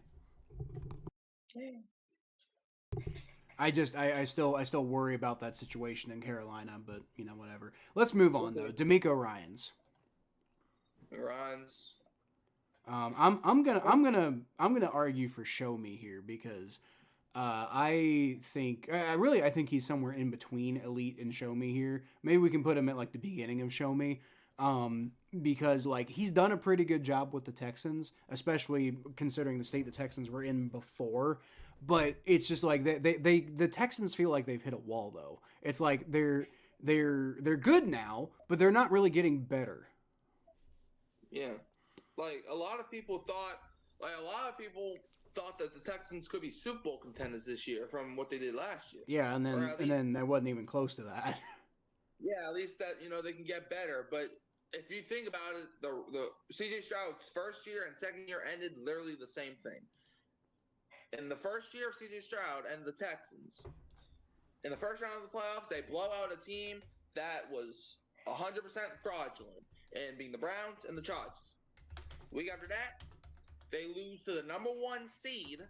Not to mention they were the 4 seed both times, home playoff games both times in the first round, and then they lose to the number 1 seed back-to-back years. First time getting blown out. Second time almost getting blown out. Well, they didn't get blown out, but it wasn't really a great game. So, like, they were just the same team back-to-back years, okay? So, it's like, can you really put them in the elite category? Elite categories are for guys that have Super Bowl experience or guys that, knows what it takes to get to a Super Bowl. Like, like an Andy Reid, like freaking Bill Belichick when he was still coaching, but not a freaking D'Amico Ryans. Yeah. All right, let's move on. We're like an hour in, so we got like a lot of coaches left to go. So let's try to knock through these guys. So we're pretending this isn't Kellen Moore, but we're pretending he's Kellen Moore, right? That's what we agreed to. Okay, so I'm just gonna say let's just we don't really need to talk about this. Put him in Show Me because I don't fucking know. He's not even the coach yet. Like. Yeah. I mean, like I don't think he's walking into a phenomenal situation with the Saints, but I also don't think it's the worst situation of all time either. Like it could go And either the way. Saints, the thing. We said the same thing about the Sean Payton situation in 2006. That you don't know what's going on. No, that the Saints are a terrible situation to go through. If anything, the 2006 Saints were terrible than these Saints. But what I'm saying is, I don't think that the Saints are a terrible situation. I think the Saints were a disaster. Were becoming a disaster, but I don't think that they're like stuck in like I don't think they're in like this perpetual state of being a disaster. I think the right system could fix the Saints. Bro, we need lots more than just fixing. Bro, we need a whole pedicure. So how about Jim Harbaugh? He's elite. Yeah, I think he's elite too. I think it's pretty clear. Like like coming back to the NFL after a long hiatus. But what did he do in the interim? He won a national championship with Michigan, and with an asterisk. It was there were dubious things going on there, but it was a Michigan program that hadn't really sniffed a lot of success in a long time. And Jim Harbaugh comes in, gets him a national championship, and even without the national championship, he had them like competitive and winning and doing a whole lot of stuff. Before that, took the 49ers to the Super Bowl. A 49ers team that, like, with Colin Kaepernick kind of coming out of fucking nowhere, and like a 49ers team who nobody was taking seriously before he showed up, because the whole Alex Smith era was not working out very well. And now he's turned the Chargers into a team that you at least have to pay attention to. Which before, like with Brandon Staley, the Chargers were like, the only thing you could really, like, if you ever had to think about the Chargers, all you're thinking is like, well, they're just wasting Justin Herbert. Now I don't think Justin Herbert is as good as a lot of people think, but he is talented. And if you don't get success out of having a talented quarterback, what the hell are you doing? Yeah, because it's weird. Because like he had Herbert after his rookie year, people already thought he had top 10 potential. Okay, and he still has I think his potential is top 5, maybe top 8. I can agree with that. But his floor is like top 15-ish. I think. Well, it depends on what you mean by floor. Like, I mean, like he sometimes plays like one of the worst quarterbacks in the NFL. Not consistently, but he sometimes plays like that. And like he's so erratic that, like, I would say he's like if we're ranking quarterbacks, I don't know, this is maybe something we can do for a future episode. But if we're ranking quarterbacks, I mean, I wouldn't even put him in my like top 7, I don't think. Well, yeah, but I'm saying like his ceiling, like at his best, he's like top 5, maybe top 8. I mean, at his best, he might be like he's at his best, he's number 4, behind Mahomes, Burrow, and Allen. Yeah, and Lamar is even questionable. Like, do you want to put Lamar over him? Like, it's like I would. Well, again, that's a discussion we can have on a different on a different episode, because that's. Like I said, we're already an hour into this, so. But that is an interesting thought, and I have thoughts. And if you watch the Battle of Ohio podcast, which you do, and many people do, you'll know my thoughts about Lamar Jackson. But we'll discuss them on a future episode here as well. Okay. All right. So John Harbaugh. He's in the show me category. Yeah, I think so. He's clearly in the show me category. Like, I would like a few years ago, I would have put him in elite, but just the way that he's been managing the Ravens lately has been just like I'm not as sold on John Harbaugh as I used to be. Like, I think he might have gotten a little too comfortable. So yeah, like he can't win the big one. Like, ever since that Super Bowl against 49ers, he can't win the big one. Yep. Jonathan Gannon. He's in the hot seat. Yeah, he's definitely in the hot seat. Like, I have zero thought process that the Cardinals are gonna get better, and like how long are they gonna have patience? Like, and I don't even know what the hell he even does. Like, I don't even know how what did he do before the Cardinals? Like, I don't know anything about Jonathan Gannon at all. I think it's the Eagles. He was either their OC or their DC. Who was Shane Steichen the Eagles OC? Because if he was the OC, then Gannon was the Yeah, DC. and Gannon was. It looks like Gannon was the defensive coordinator. Yes. And I guess was the defensive coordinator with the Eagles when they went to the Super Bowl and lost to the Chiefs. But okay, cool. Outside of that, like I see almost nothing in his like resume here that's all that impressive to me. Um, Yeah. he was a scout with the Rams, I guess back in the day. Cool. I don't know. Yeah. Yeah. But who's this next man? Who's this next dude? That is. Hold on. I had this guy pulled up earlier. That is Mike McDonald, Seahawks head coach. Oh, him? Yeah. He's in the show me category. Mm-hmm. I mean, okay. I'm tempted to maybe put him in the warm seat. Just because like I feel like the Seahawks probably like I would imagine Seahawks management isn't happy with the fact that the Seahawks are kind of like a mostly irrelevant franchise right now. I mean, they won 10 games this year. I mean, I don't think that's really irrelevant. And they missed the playoffs. Yeah, yeah, that is true. But it's like, yeah. I mean, I could see it both ways. I could also see it both ways. Like I definitely wouldn't put him in hot seat. Just in like I think his seat might be warming up. Like okay, well, we haven't really gotten what we wanted out of you, but we also, it's like we're not saying like there's the door, but we are saying like something's got to give, and that's what I would be saying if I was the Seahawks owner. So that's why I would put him in the warm seat. But I mean, I like you said, I think he could go in either one. Yeah. So I'm gonna put. Is it okay if I put him in here? Sure, I don't care. All right, I'm gonna put him in the warm seat. I'll put him at the top of the warm seat. How about that? Okay. Kevin Stefanski, man. Kevin Stefanski. Oh boy. He's either on the hot seat or you gotta fire him now, in my opinion. There ain't no warm seat with this dude. This is God. We need Thomas here for this one, man.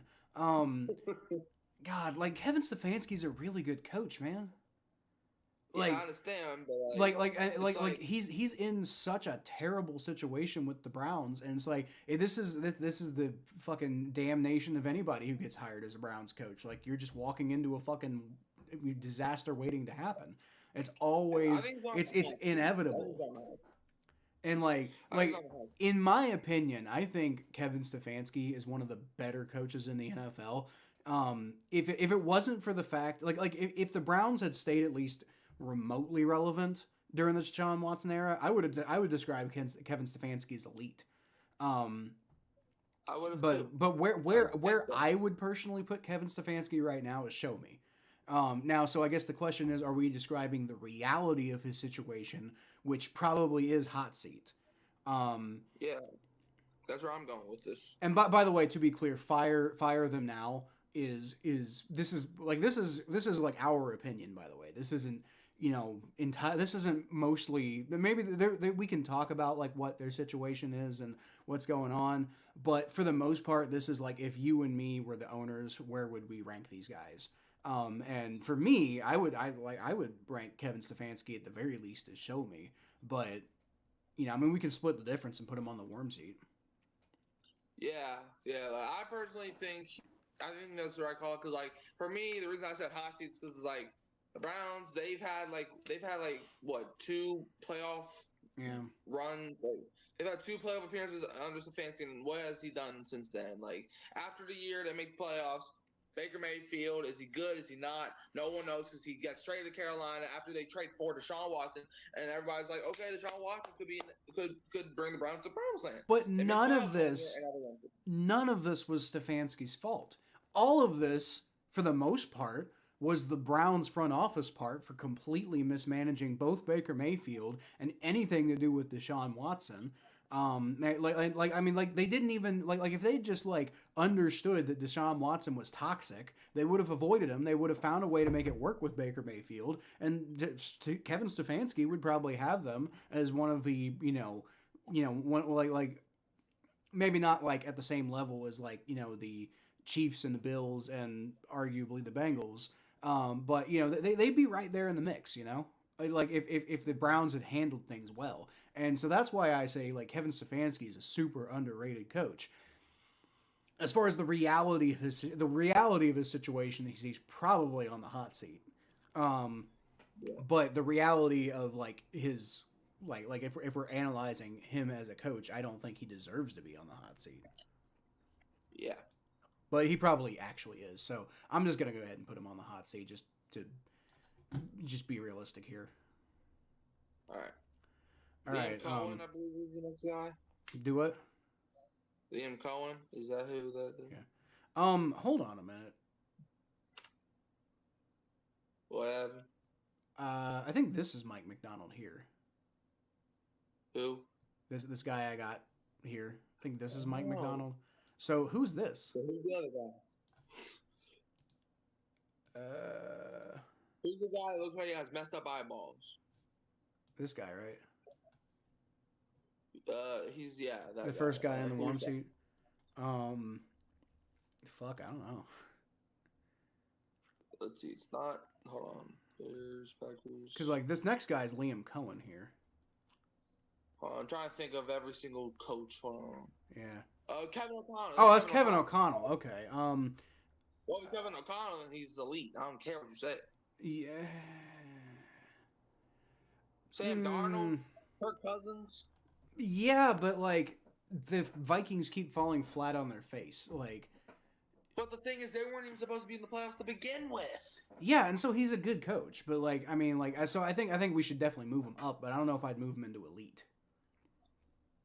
Bro, you can do whatever you want, but I'm just saying, like, I'm gonna move him to the top of show me, because I think he's pretty good. I don't think, I don't know if I'd call him elite. Like I'm very conservative with calling guys elite. I mean, we haven't even put anybody in Fire Me Now yet. So. Oh no! Don't trust me. We're getting there eventually. Because I already saw a couple guys I'm putting in there. I see. Let's see, one.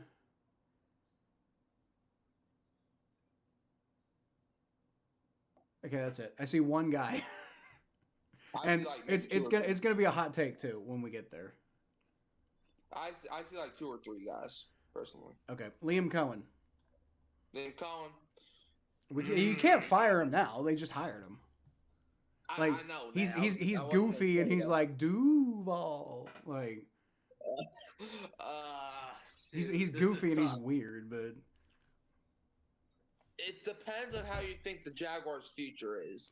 Like if you think they have a bright future with this top draft pick with the guy, I think he's personally in the show me category. But if you think that their future is just haunted, that Trevor Lawrence will just never get better, then that's when he's in the warm seat. So it depends on where you think. But I think I'm going to put him in show me first. Well, here's the thing. Like, I love Liam Cohen.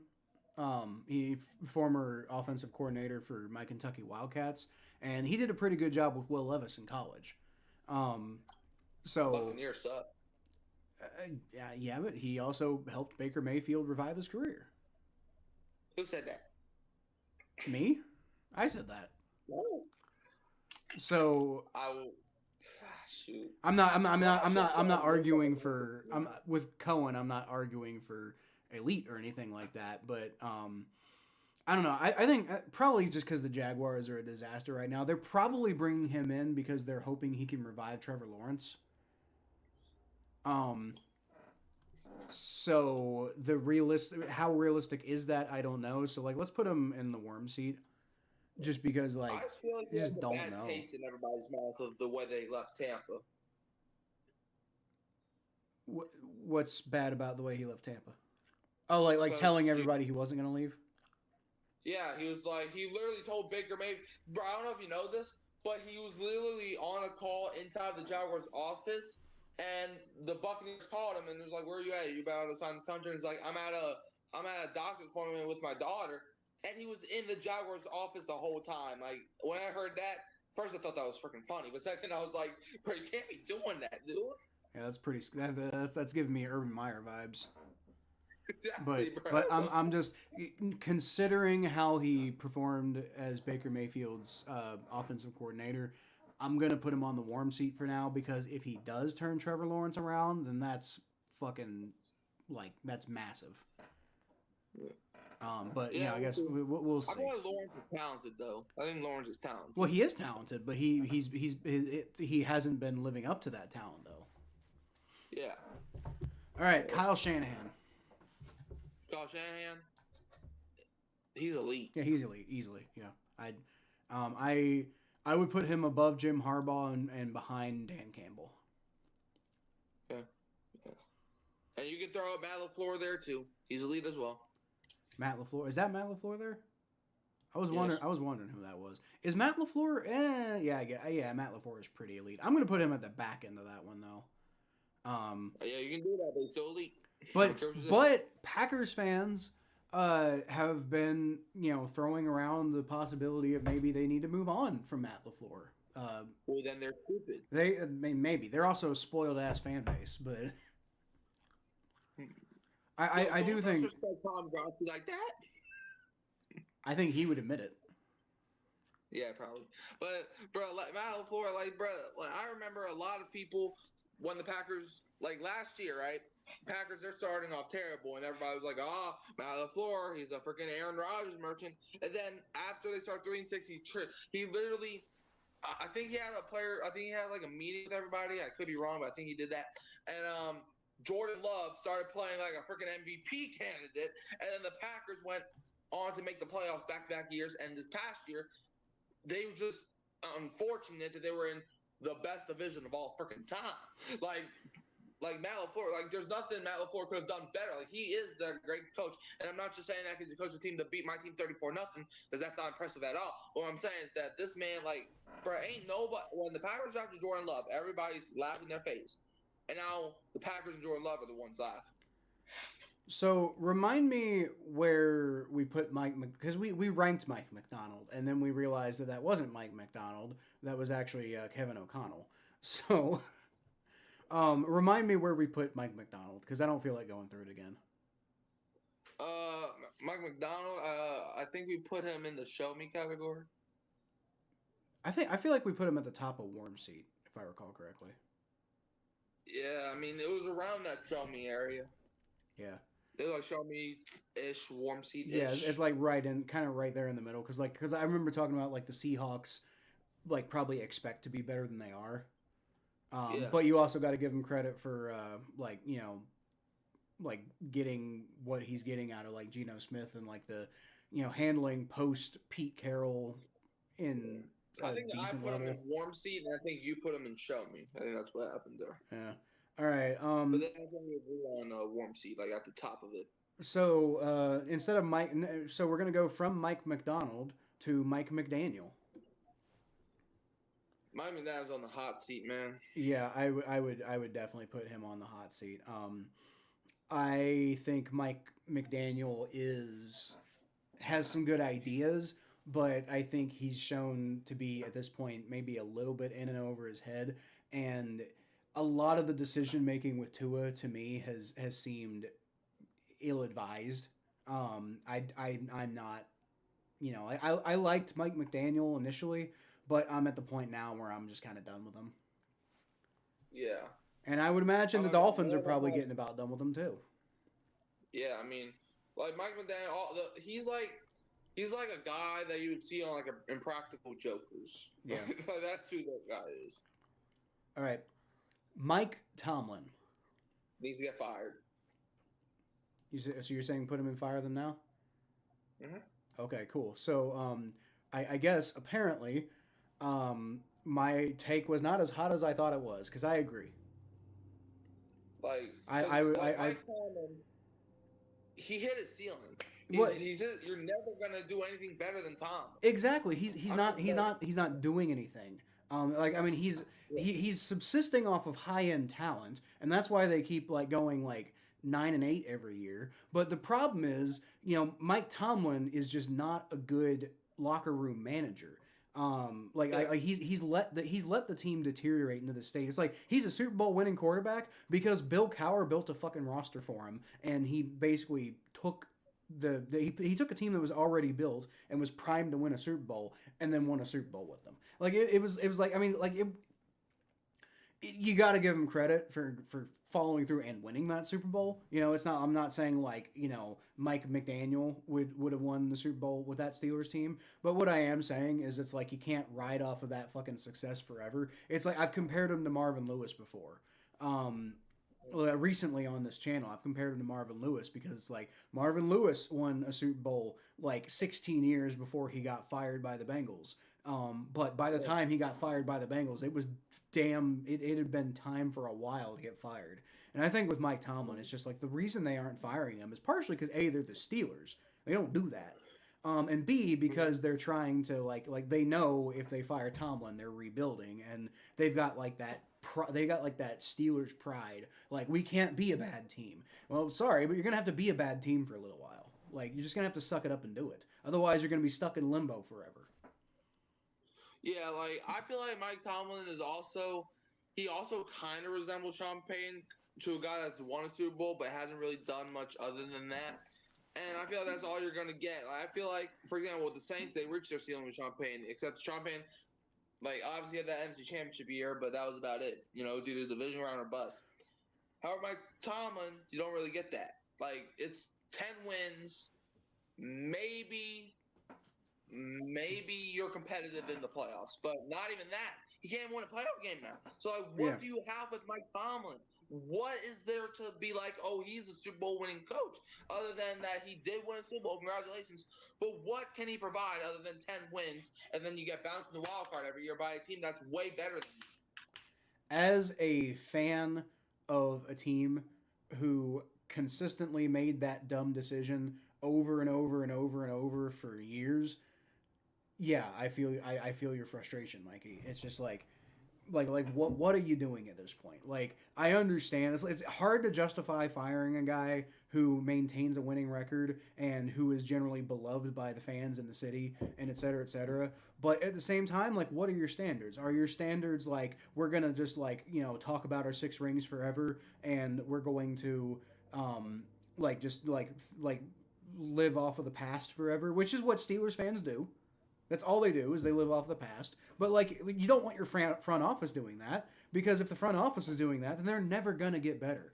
And I mean, personally, I'm cool with that. You know, I'm cool with the Steelers never winning a Super Bowl again. Just be perpetually mediocre forever. I'd rather them be bad forever and all of their fans be in pain. That would make my heart swell with pride. But unfortunately, that, you know, that we're not going to get that for sure. Like the Steelers aren't going to suddenly turn into the Browns. It'd be nice if they did, but they're not going to. And so for me, it's just nice that like they're just stuck in this perpetual cycle of mediocrity, which I guess is the best I'm gonna get. But from an objective standpoint, they shouldn't allow that.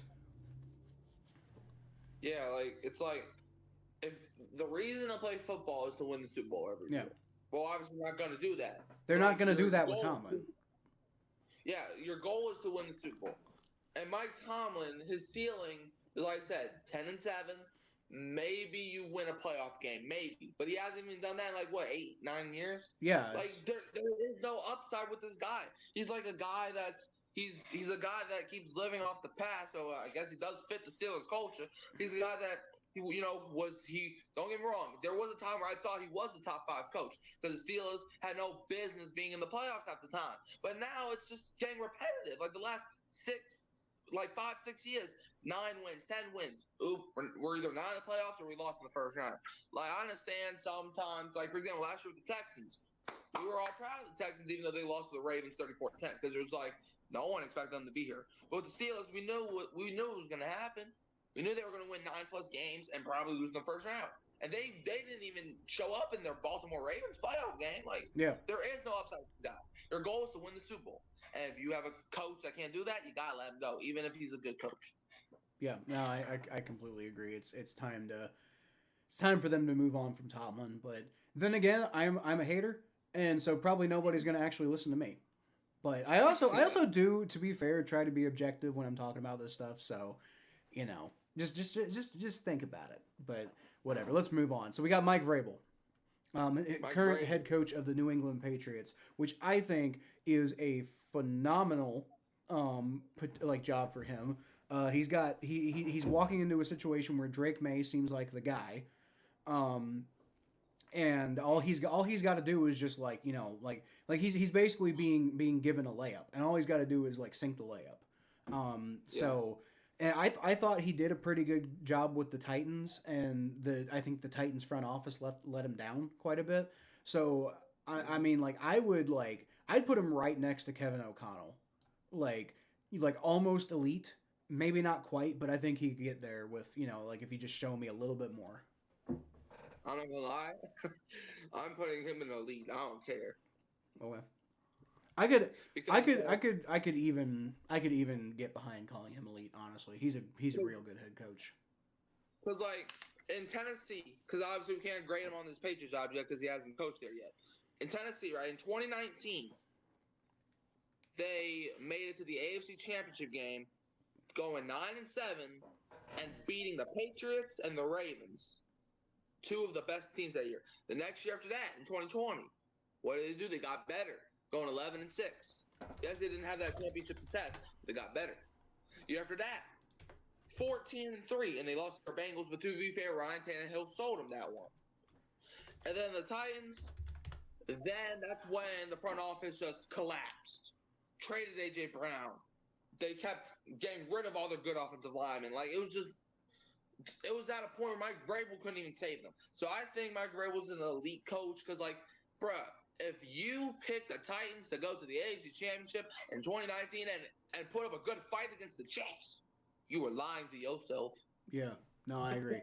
I agree. Mike Vrabel is a very good coach, and he's walking into a good situation in New England, and it's real hard to argue with just the results that you've seen so far. So I'll give him credit. Let's move on to Nick Sirianni, which is the most insanely conflicting opinion I've ever had for a head coach ever. What the fuck? Nick Sirianni is going to a second Super Bowl, Mikey. What the fuck? I thought this guy was gonna get fired after like 2 years, and he still comes off as a guy who should probably not be successful. But the Eagles just keep fucking winning. What? Like They might win the Nick Super Bowl Sirianni. this year if there's any chance of fairness in hell, which we can talk about that. But like there's a non-zero chance they could win. Like Nick Sirianni could become a Super Bowl winning head coach. What? Nick Sirianni, bro. Nick Sirianni's kind of like whenever I don't know if you see like videos or stuff, but he's kind of a guy that he's like poor but ends up being rich. That's what Nick Yeah. Sirianni is. I'm gonna argue for putting Nick Sirianni here, right in between Dan Campbell and Dave Canales, because it's like, okay, yeah, you see, like You mean I've seen no Dave yeah, yeah, my bad, between Dan Quinn and Dave Canales, You but it's said like, Campbell again, buddy. I know I did, but with Sirianni, it's like I don't understand, but you're getting results, so I guess I can't hate that much. But like I still don't get it, and it's really kind of hard for me to put my name behind that. But I can't argue with results, so I'm gonna put you pretty high. Yeah, he's in the show me category as well. Because like, I know a lot of people. If you don't watch the games and you just go by like the scores and stuff, you would probably think, okay, he might be a top 5 coach. He is far from that. Yeah. Okay. Like this man is yelling at his own fans. This man is crying. Like a lot of people blew up the crying during the national anthem. I personally didn't have a problem with it because I feel like everybody does that. But it's like, man, like, I don't know. Like Sirianni, he's like I said, he's kind of like that raccoon that be digging in the trash. Like, You think you think everybody cries during the national anthem? a lot of people do. I If mean, it's like a big game. I guess. Oh, well, okay, so everybody, okay, in the NFL, you're right. A decent number of people do. I can't tell you I have ever been even moved emotionally by the national anthem in my life. Like, it's just a foreign concept to me. Like I love my country and the idea that like I live here and I want it to be really good. But like no, I don't have some sort of spiritual fucking connection with like the concept of the geographical place where I live. Yeah, like And why they I don't think do, I I've ever don't get been it, moved. but whatever. Yeah, I don't think I've ever been moved. I've definitely like stood up during an anthem like every single time it's been on, Out but of I don't respect, think yeah. it's like yeah, like I don't think I've ever like I think maybe one time, depending on who sings it, sometimes I'd be crying, but because of whoever sings it sometimes. But it's like maybe one or two times, but that's just kind of that person I am. Like my emotion is louder than anybody else's that I've ever met. But I will say this, in the NFL, bruh, I saw a Panthers player cry during a Week 18 game against the Falcons this year. So it's like, bruh, like I've seen like countless NFL players cry. Okay, so it's like It's fair. Nick Sirianni doing it. I didn't really blow it out of proportion like everybody else, but however, him doing that signifies that I feel like he does love his country very, very, very much. But however, he also said it was because of the Super Bowl, and never know if you're gonna have that chance again. Which he clearly does have the chance again in the upcoming week in 7 days from tomorrow. So yeah, man, Nick Sirianni is he's in the show me category because like he's a good coach, but not a good coach at the same time. But yet the If Eagles are just a great team. So if the Eagles win the Super Bowl, I will move him very reluctantly. I will move him to elite. But I will bitch the whole time while I do it. maybe I don't know. I mean, if he's a Super Bowl, I mean, I don't know. Maybe it depends on like how the Super Bowl is done. I mean, I guess if the Eagles win despite Nick Sirianni calling clearly an awful game, then that'll be one thing. But if Nick Like Sirianni Chiefs lose the like game, then if the Eagles win a normal game, I think that Nick Sirianni, you have to put him in elite at that point because at least in the moment we're in, it's not to say that every time everybody who's ever won a Super Bowl is an elite head coach, but in that moment you probably are unless your team completely won in spite of you, which I guess we'll see what happens, but. My guess is most likely he probably will not win because Andy Reid and Patrick Mahomes and Travis Kelce all sold their souls to Satan. we'll see about that. All right, All right, so Pete Carroll, elite. wrong. Okay, You're dead wrong. okay. If it wasn't for the fact that he literally hasn't even coached a game for them yet, I'd put him and fire them now. What? Why do you want to fire Pete? Because Mikey, I don't understand why Pete Carroll is a head coach in the NFL. The man is 73 fucking years old. Bill Belichick was around that age. Yeah, and he was like coasting off of like a fucking dynasty that he built in New England. Like how do you fire that guy? It's a lot of the same reason Mike Tomlin still has a job in Pittsburgh because he's coasting off of being a fairly successful head coach throughout his early career. Like Bill Belichick wasn't doing a whole lot with the Patriots after Tom Brady, but yeah, he's fucking Bill Belichick. Like, what are you gonna do? But What happens if a coach dies during their career? I'm not saying nobody. I'm not saying Pete Carroll is the oldest head coach of all time. I actually don't know who. I don't know the answer behind that. Like I don't know. I didn't do any of that research. I'm not saying like Pete Carroll is like older than anybody's ever been as a head coach. But what I am saying is that like there's no fucking way that Pete Carroll, who was already an experienced head coach when I was a little kid. There's no fucking way that Pete Carroll is going to do anything with the Las Vegas Raiders, who are a fucking mess. I will say this though, Pete Carroll does look like my grandmother. Okay, I mean, right. But so where do you want to put him then? Well, how about this? Let's put him in the middle of warm seat. How about that? Sure, I guess. Because I but doubt they're gonna fire him after years. Pete freaking Carroll. yeah, you're probably right. They're probably not gonna fire him. Like after a year, I'm gonna put him uh in between Mike McDonald and Liam Cohen there. All right, we can do that. But like I personally, but like I say like you can't just fire a guy after just hiring him. But the reason that I want to put him and fire them now is because I think that's a dumb hire. Like I what don't. do you? I think it's a good hire. I think it's a stupid fucking hire. Like there's no way on the planet he relates to a single person in that locker room. I mean, hey, you never know. Well, and you were talking about Bill Belichick, but look how bad Bill Belichick was at like relating to anybody in the Patriots locker room, like after Tom Brady left. Yeah, but I mean, yeah, but they still made the playoffs after that. So it's not like when Tom Brady left, Bill Belichick just completely became a nobody. But I mean, things deteriorated pretty quickly though. And I'm not saying I Bill think, Belichick wasn't. I'm not saying Bill Belichick wasn't like just as responsible for the Patriots dynasty as Tom Brady, but what I am saying is like at 70 trillion years old, maybe he was, maybe he had lost a bit of a step and maybe the game had passed him up. I say the same thing about fucking Mike Zimmer, who a bunch of Bengals fans have been like, hey, we should get him to be our defensive coordinator because like he was so good with us in 2015. And I'm like, bro, 2015 was 10 years ago.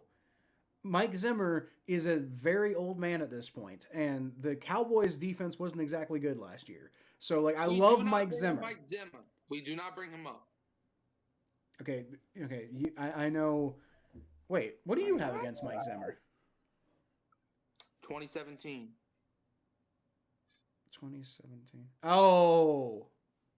Well, Don't bring it up. you can stuff it. Mike Zimmer's the goat. Mike Zimmer broke my heart in half. Him, Case Keenum, Stephon Diggs. Them three. Like, I don't have a problem with Case Keenum or Mike Zimmer like I do with Stephon Diggs, but they definitely didn't help.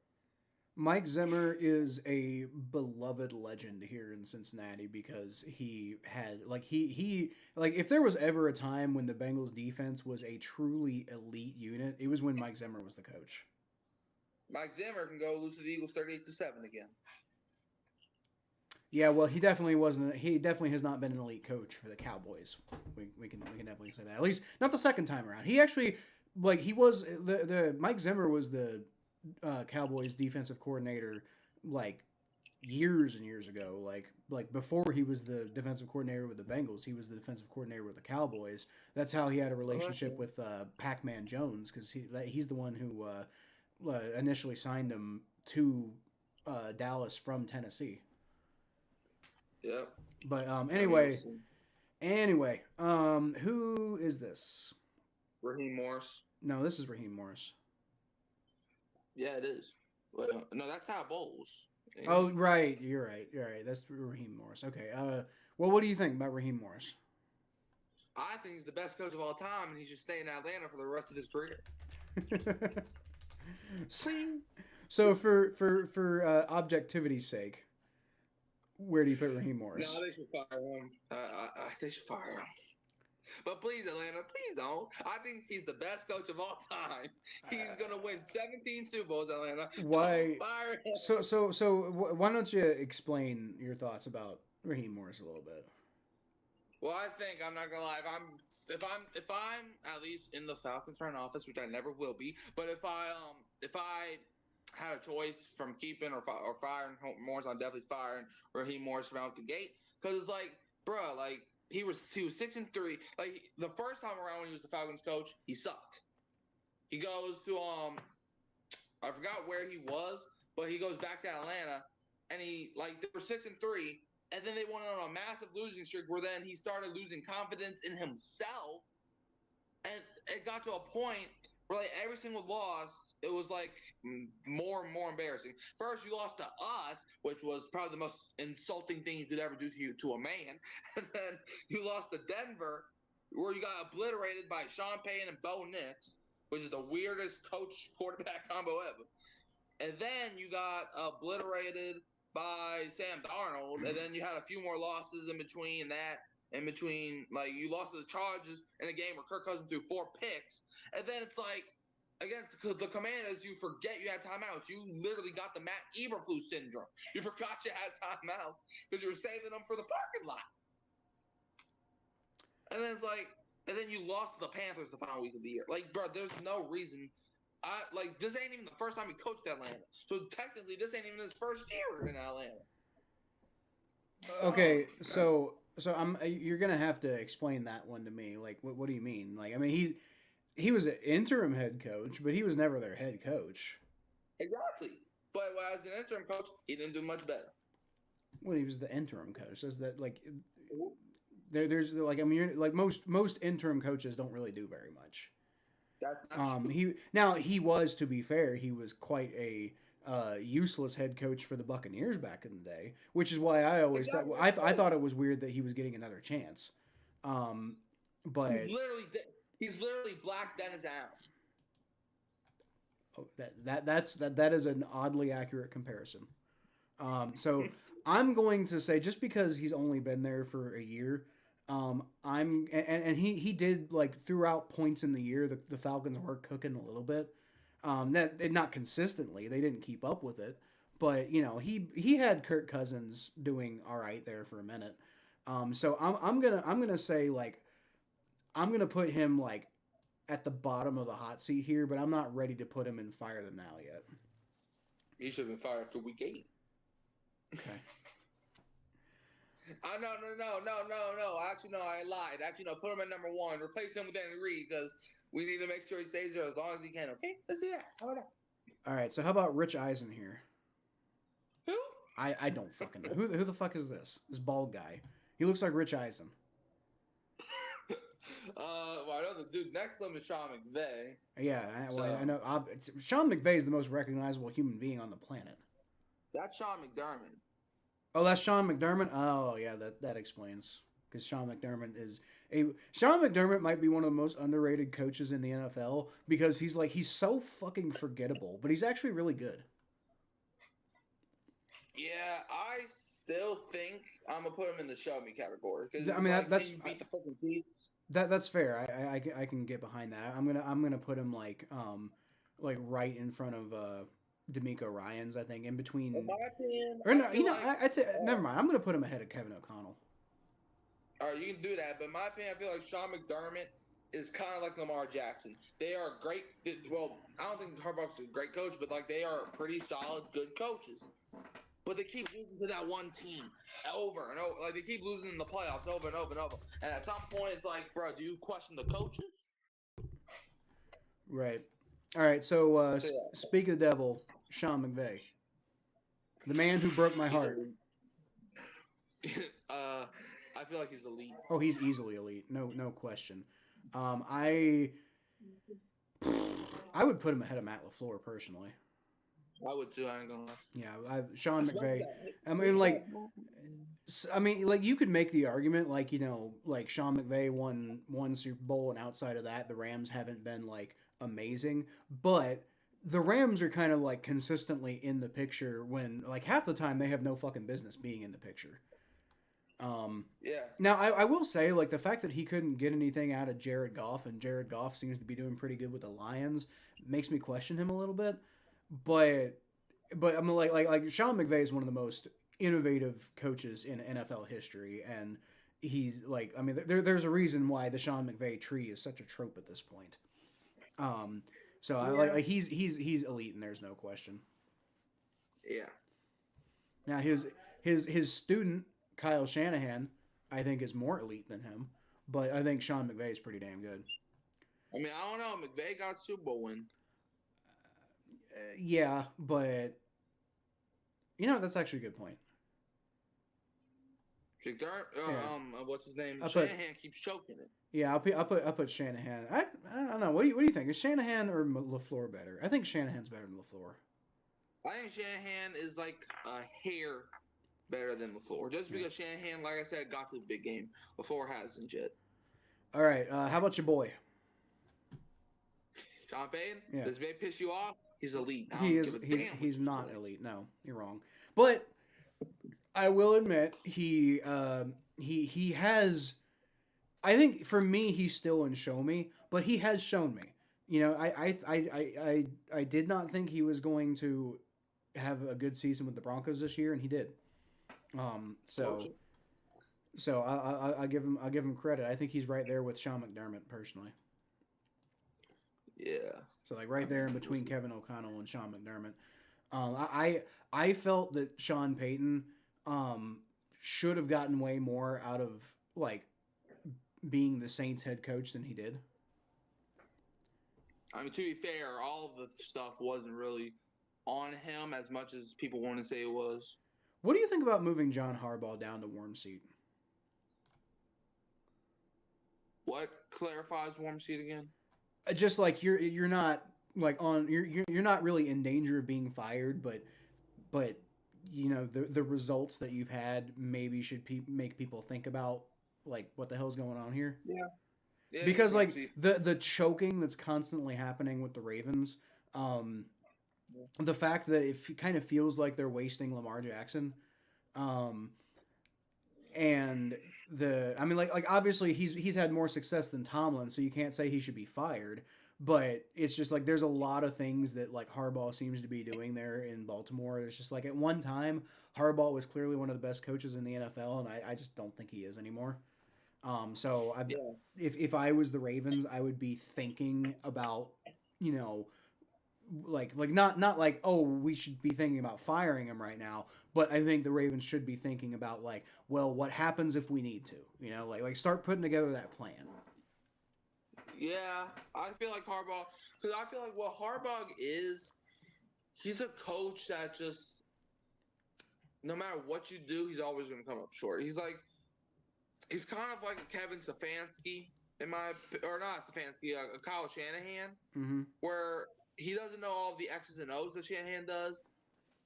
But Shanahan, his ceiling, in my opinion, is a Super Bowl, but he can't ever beat the Chiefs. And that's literally what John Harbaugh is. Yep. He's like, he may make the AFC Championship and maybe even make a Super Bowl, but it's just like seeing John Harbaugh hold the trophy. I just can't see it in my mind. Shane Steichen.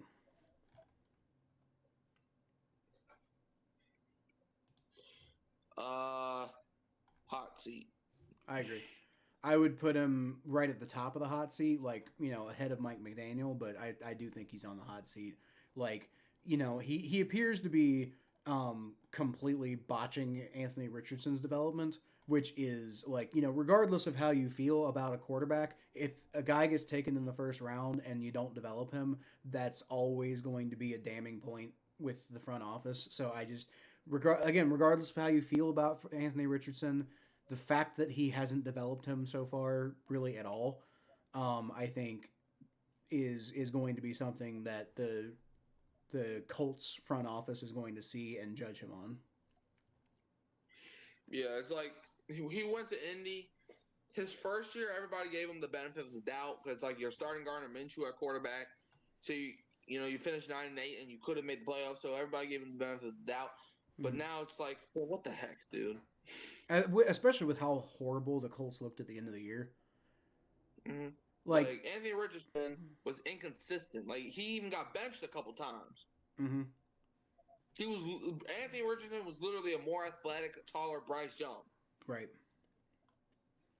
Like, and which is a shame because like I thought Anthony Richardson was going to be the best quarterback in that draft class. Like, you know, he was going to end up going to a good team.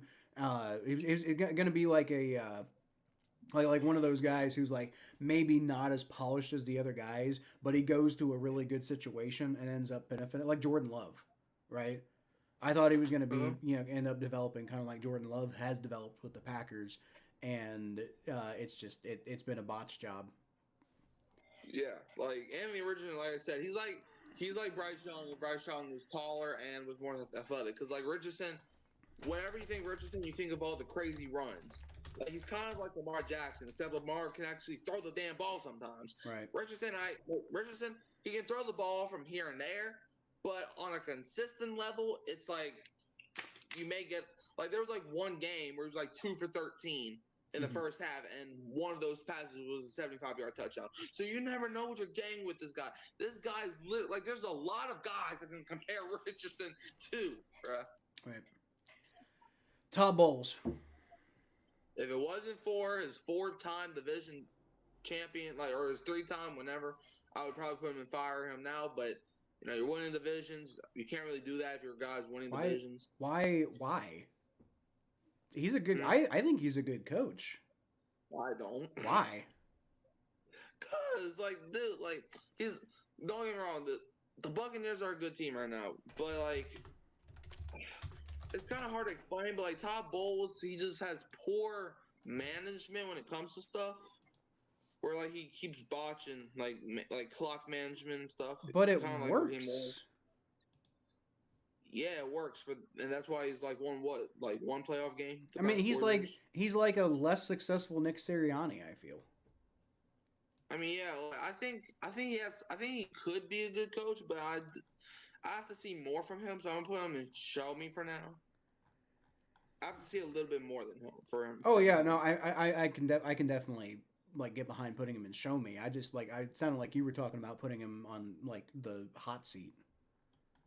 I would if he wasn't if he wasn't a back-to-back division champ. Yeah, I'm gonna put him right up here with D'Amico Ryans, because I feel that he's done a really good job taking over for Bruce Arians, and it's it hasn't been perfect, but again, we're talking about reviving Baker Mayfield's career. Todd Bowles has helped with that. I feel that he got the short end of the stick, back in the day, when he got fired from the Jets. I didn't think that was his fault at all. I remember him taking them to a 10-6 record in his second year. I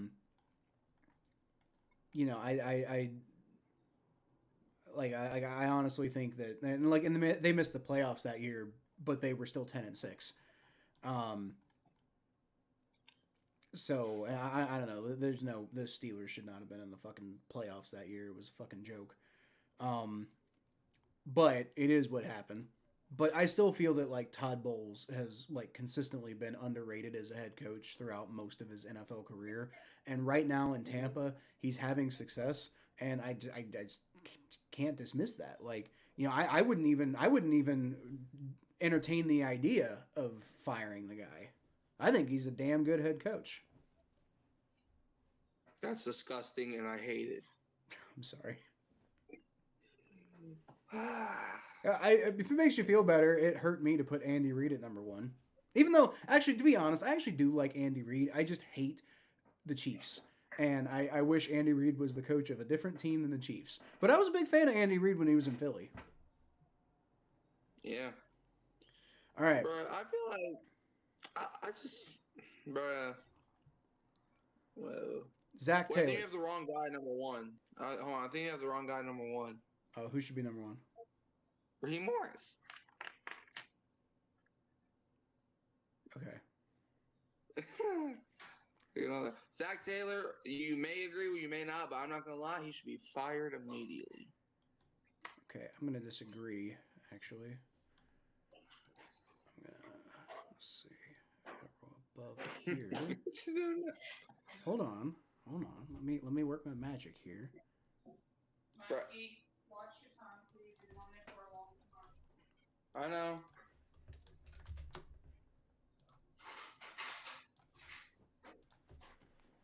Zach Taylor is the GOAT. Okay, buddy. Okay. I'm kidding. No, not fire them now. Okay, I'm just gonna put him in here. It won't let me put him back at the bottom. Okay, delete row. No, I don't think Zach Taylor should be fired. I was going. I said if you recall, I said after the Bengals lost their final, had their final loss of this past season. When they picked up their 8th loss, I was like, okay, one more loss and it's time to fire Zach Taylor. And you know what happened after that, Mikey? They didn't lose another game.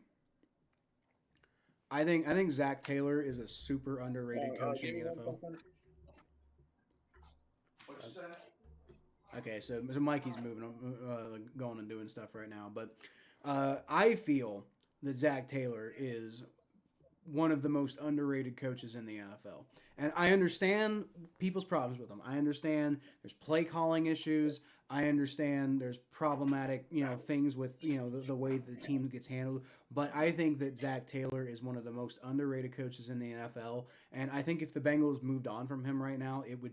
I think Lou Anarumo was the biggest problem on the team, honestly. And I don't think it's Zach Taylor's fault. Um, I'm willing to I'm willing to maybe argue that he should be on like the warm seat, um, because it's starting to get like, okay, you seem like you have a pretty good plan, but the results, I mean, like we're heading into year 5 of Joe Burrow, and like we've missed the playoffs in 3 of those 5 seasons. So like what the hell are we doing now? Granted, Joe Burrow, like 2 of those seasons they missed the playoffs, Joe Burrow was like hurt for the whole, like had a season ending injury, but he didn't this year and we missed the playoffs. So what the hell's going on? And that does need to be taken into consideration with Zach Taylor. So I would put Zach Taylor personally like right there with John Harbaugh, maybe slightly below John Harbaugh. um but I'm not ready to fire Zach Taylor. If they have a bad year next year, yeah, if they get off to a shit start, then yeah, we'll take that into consideration. But no, I was not arguing for him to be fired at the end of this year. The way they finished and almost made the playoffs, if it wasn't for the Chiefs, like in their gutless performance against the Broncos, the Bengals would have made the playoffs. They literally came within a hair of making it. And a lot of that had to do with the fact that like Zach Taylor knows how to speak to these guys. Zach Taylor knows how to coach. And he's not always the best decision maker. He's not always the best, strategist. But he's a damn good coach. And he's a damn good like guy who can speak to his guys. Like he's the polar fucking opposite of Dennis Allen. Bro, why did you have to bring that up? You're talking shit about my coach. Okay, you know what? That's fair. That's fair. But what I will say, like the Bengals, they were supposed to be in the playoffs, right? They're supposed to. Yeah, no. This year, especially the first like 12 games or whatever, is a black mark on his record. I will give you that. But I feel like a lot of people still hold the 2019 and the 2020, because a lot of people talk about his record as a head coach. A lot of that's marred by the fact that they had nothing in 2019. That 2019 team was a fucking disaster. Like what the like nobody would have won hardly any games with that team. Like after Marvin Lewis got fired, and like and then there was like Joe Burrow on the other side. Like they did what they Zach Taylor did the best he could in 2019, which was like fucking nothing. And then 2020, you lose Joe Burrow to an ACL injury, and like the season's fucking over at that point. So, but what I really like about Zach Taylor is Zach Taylor knows how to make halftime adjustments. Zach Taylor knows how to motivate his players and get in their heads. And yeah, he could maybe stand to attempt to go for like a 4th down conversion in weird situations and take more points when they're available. And not run on fucking like 3rd and 12. Like he makes some dumb fucking decisions. He's no Andy Reid, don't get me wrong, but like this idea that Zach Taylor needs to be fired is just fucking ridiculous to me, honestly.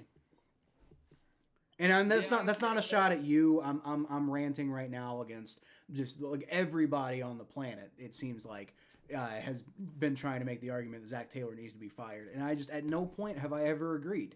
I got really, really, really close this year, but as soon as I was ready, like okay, one more loss, and I'm on board with you guys, then they didn't lose another game. So, like I'm sorry, but like the guy's a damn good coach.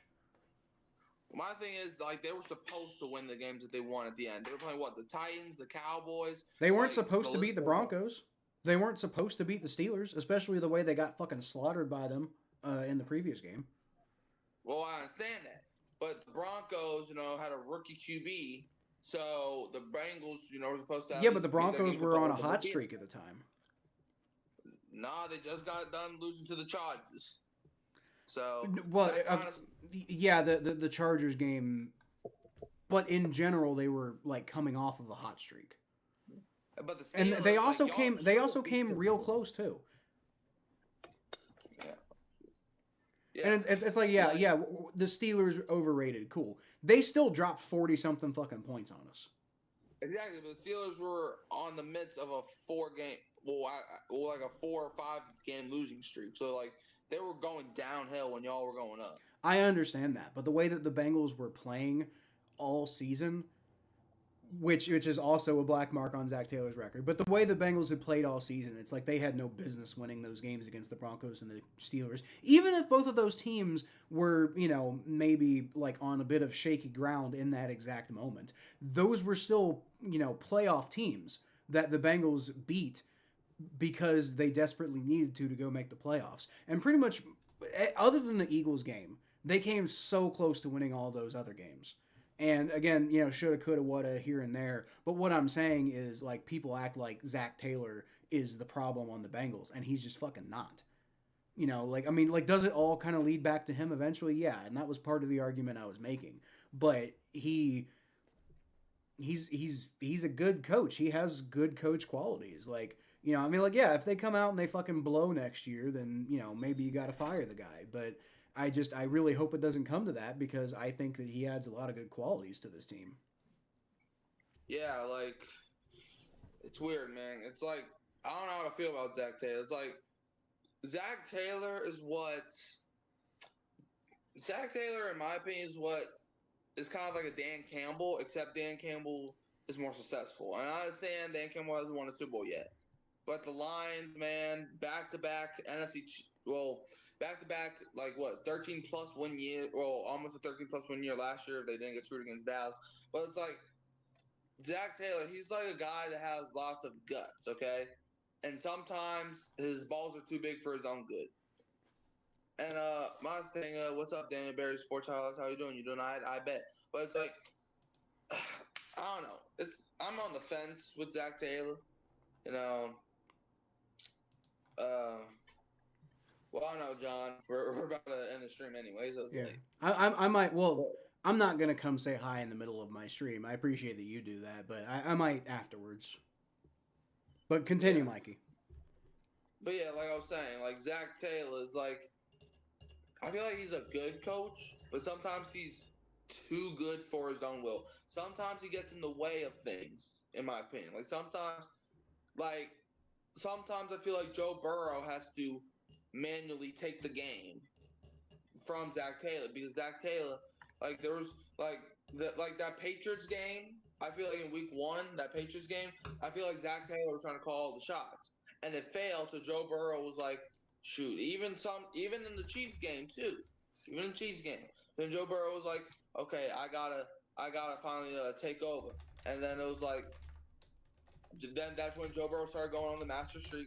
Like the first 2 weeks, we were like, is Joe Burrow falling off? Like, what's going on?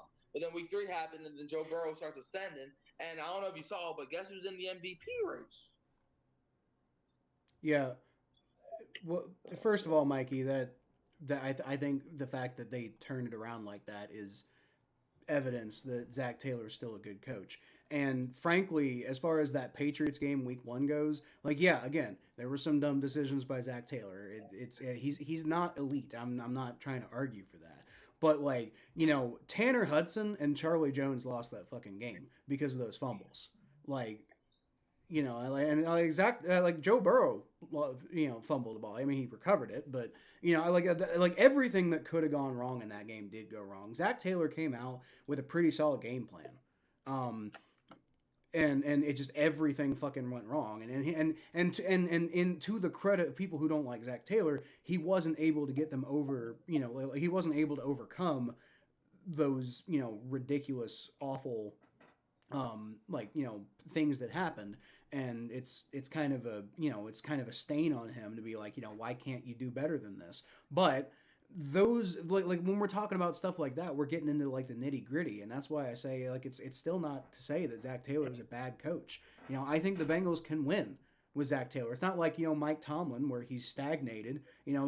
Zach Taylor's always fucking innovating. It's not like Liam Cohen where he's like weird and cringy. It's not like Raheem Morris where he's just constantly out there shooting his team in the fucking foot. He's not always helping, but he's not like, it's like we're not talking about Zach Taylor and Raheem Morris in the same sentence. Yeah. It's not like Kevin Stefanski where he's completely lost. Like part of my thing with Kevin Stefanski where I say he's like on the hot seat and maybe should be on the hot seat, and that's not a comment about Kevin Stefanski, and it's more about just like I think he's kind of lost the confidence of everybody in the Browns organization. Nobody within the Bengals organization Zach Taylor has not lost any of their confidence. Like Zach Taylor is still believed in Cincinnati, so that's like it's like most people in Cincinnati, not Bengals fans, but most people in the organization understand that Zach Taylor has is part of the reason why they have been successful since since really honestly Joe Burrow really showed up.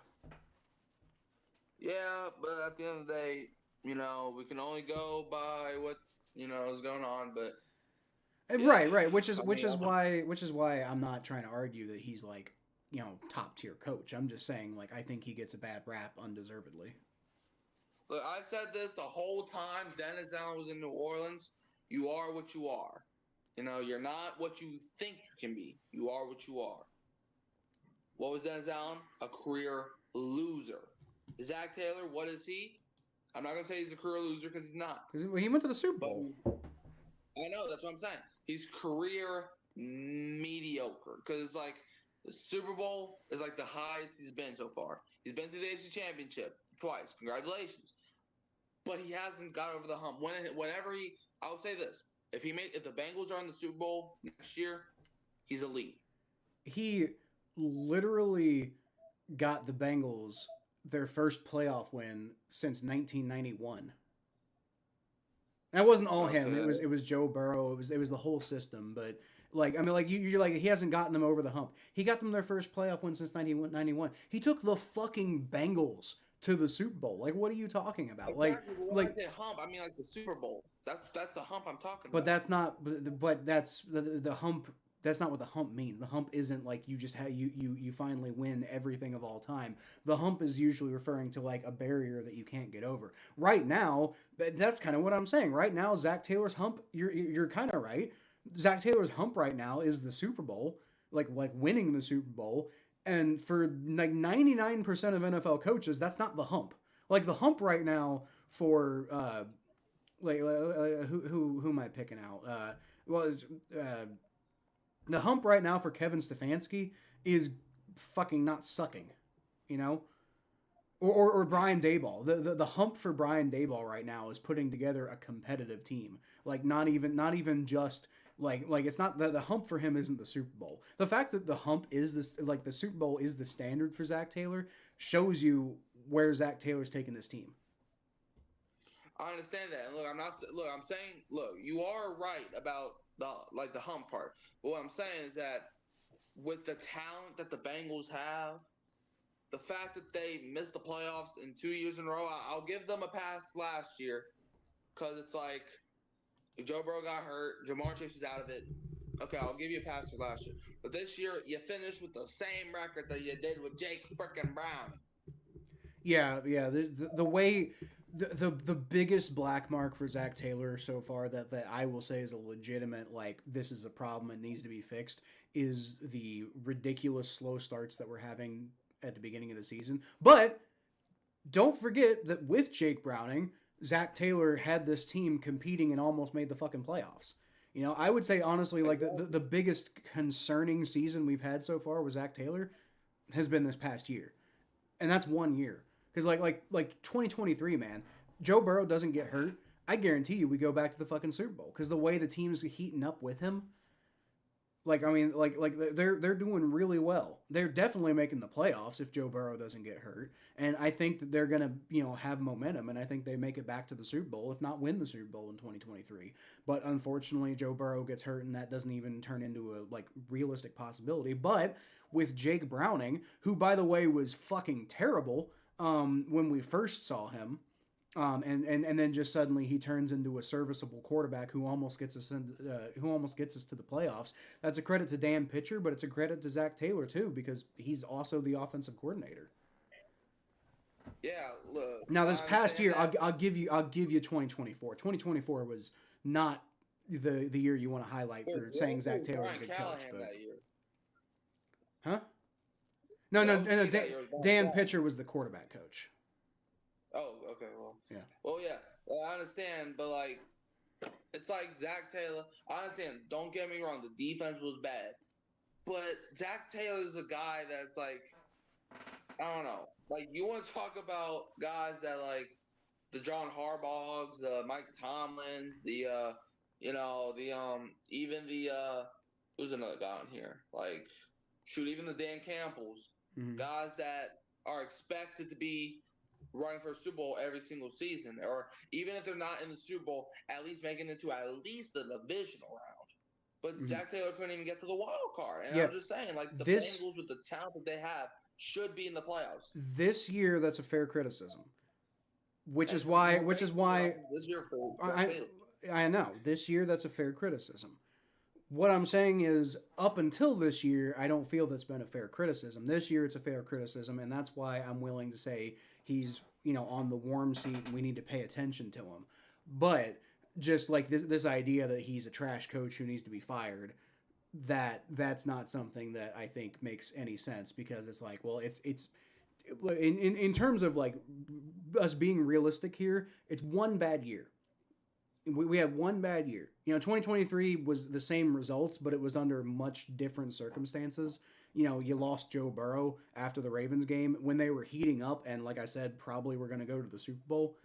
That's 3 years in a row that the Bengals were a legit Super Bowl team with Zach Taylor, and obviously they didn't even go to the playoffs one of those years. So that's because Joe Burrow got hurt in week 11. But with Zach Taylor, this team was a legitimate Super Bowl contender, and I don't see how you can take that away from him. Yeah, I understand that, but I'm not saying that Zach Taylor's a trash coach. I don't even think Mike Tomlin's a trash coach, and we got him in the fire now. That's different. What I'm saying that's different. That's because it's just been so fucking if Zach Taylor went as long as Mike Tomlin's gone without getting any result, with just stagnating forever. If this keeps up for another few years, then yeah, I'm gonna be we got to get rid of Zach Taylor. But even if it's 9-8 every year, which I mean, don't forget last 2 years Bengals been 9-8, so Zach Taylor seems to be turning into Mike Tomlin right now, which isn't great, but he's not there yet. So I'm not ready to say this is the first year I've said this about Mike Tomlin. Yeah, and look, I agree. I think Tomlin. I think I think he's on his last leg right now. When I say fire him now, I'm not saying he has to be fired because he's the worst coach that you can have. You can definitely do worse than Zach Taylor. But what I'm saying is that if he ain't producing soon, it's gonna get real tight. If you're gonna put him in the warm or the hot seat, it's at the very I'm telling you, man, his butt is burning. I definitely think he's feeling the heat for sure. But we're almost 2.5 hours into this though, so we should probably go ahead and wrap it up. Yeah. All right. Anyway, yeah, this is. Thanks for watching, everybody. We'll be back at some point after the Super Bowl. I don't know exactly which day. It's as always has been hectic on my end, and then Mikey knows because he keeps being like, are we doing the show today? And then I keep being like, yeah, and then we end up not doing the show. But I got a lot going on, trust me. But we're gonna be back after the Super Bowl, and we're gonna keep doing this. We have to weekly or so. Do we have to come back? Yeah. Well, if we're gonna keep doing the show, we have to come back after the Super Bowl. That's by definition, But can we just not talk about whoever wins? Well, if the Eagles win, I'm going to want to talk about it. Okay. All right. But anyway, I appreciate y'all showing up. And I'll leave y'all, as always, with the Who Dey. Who that?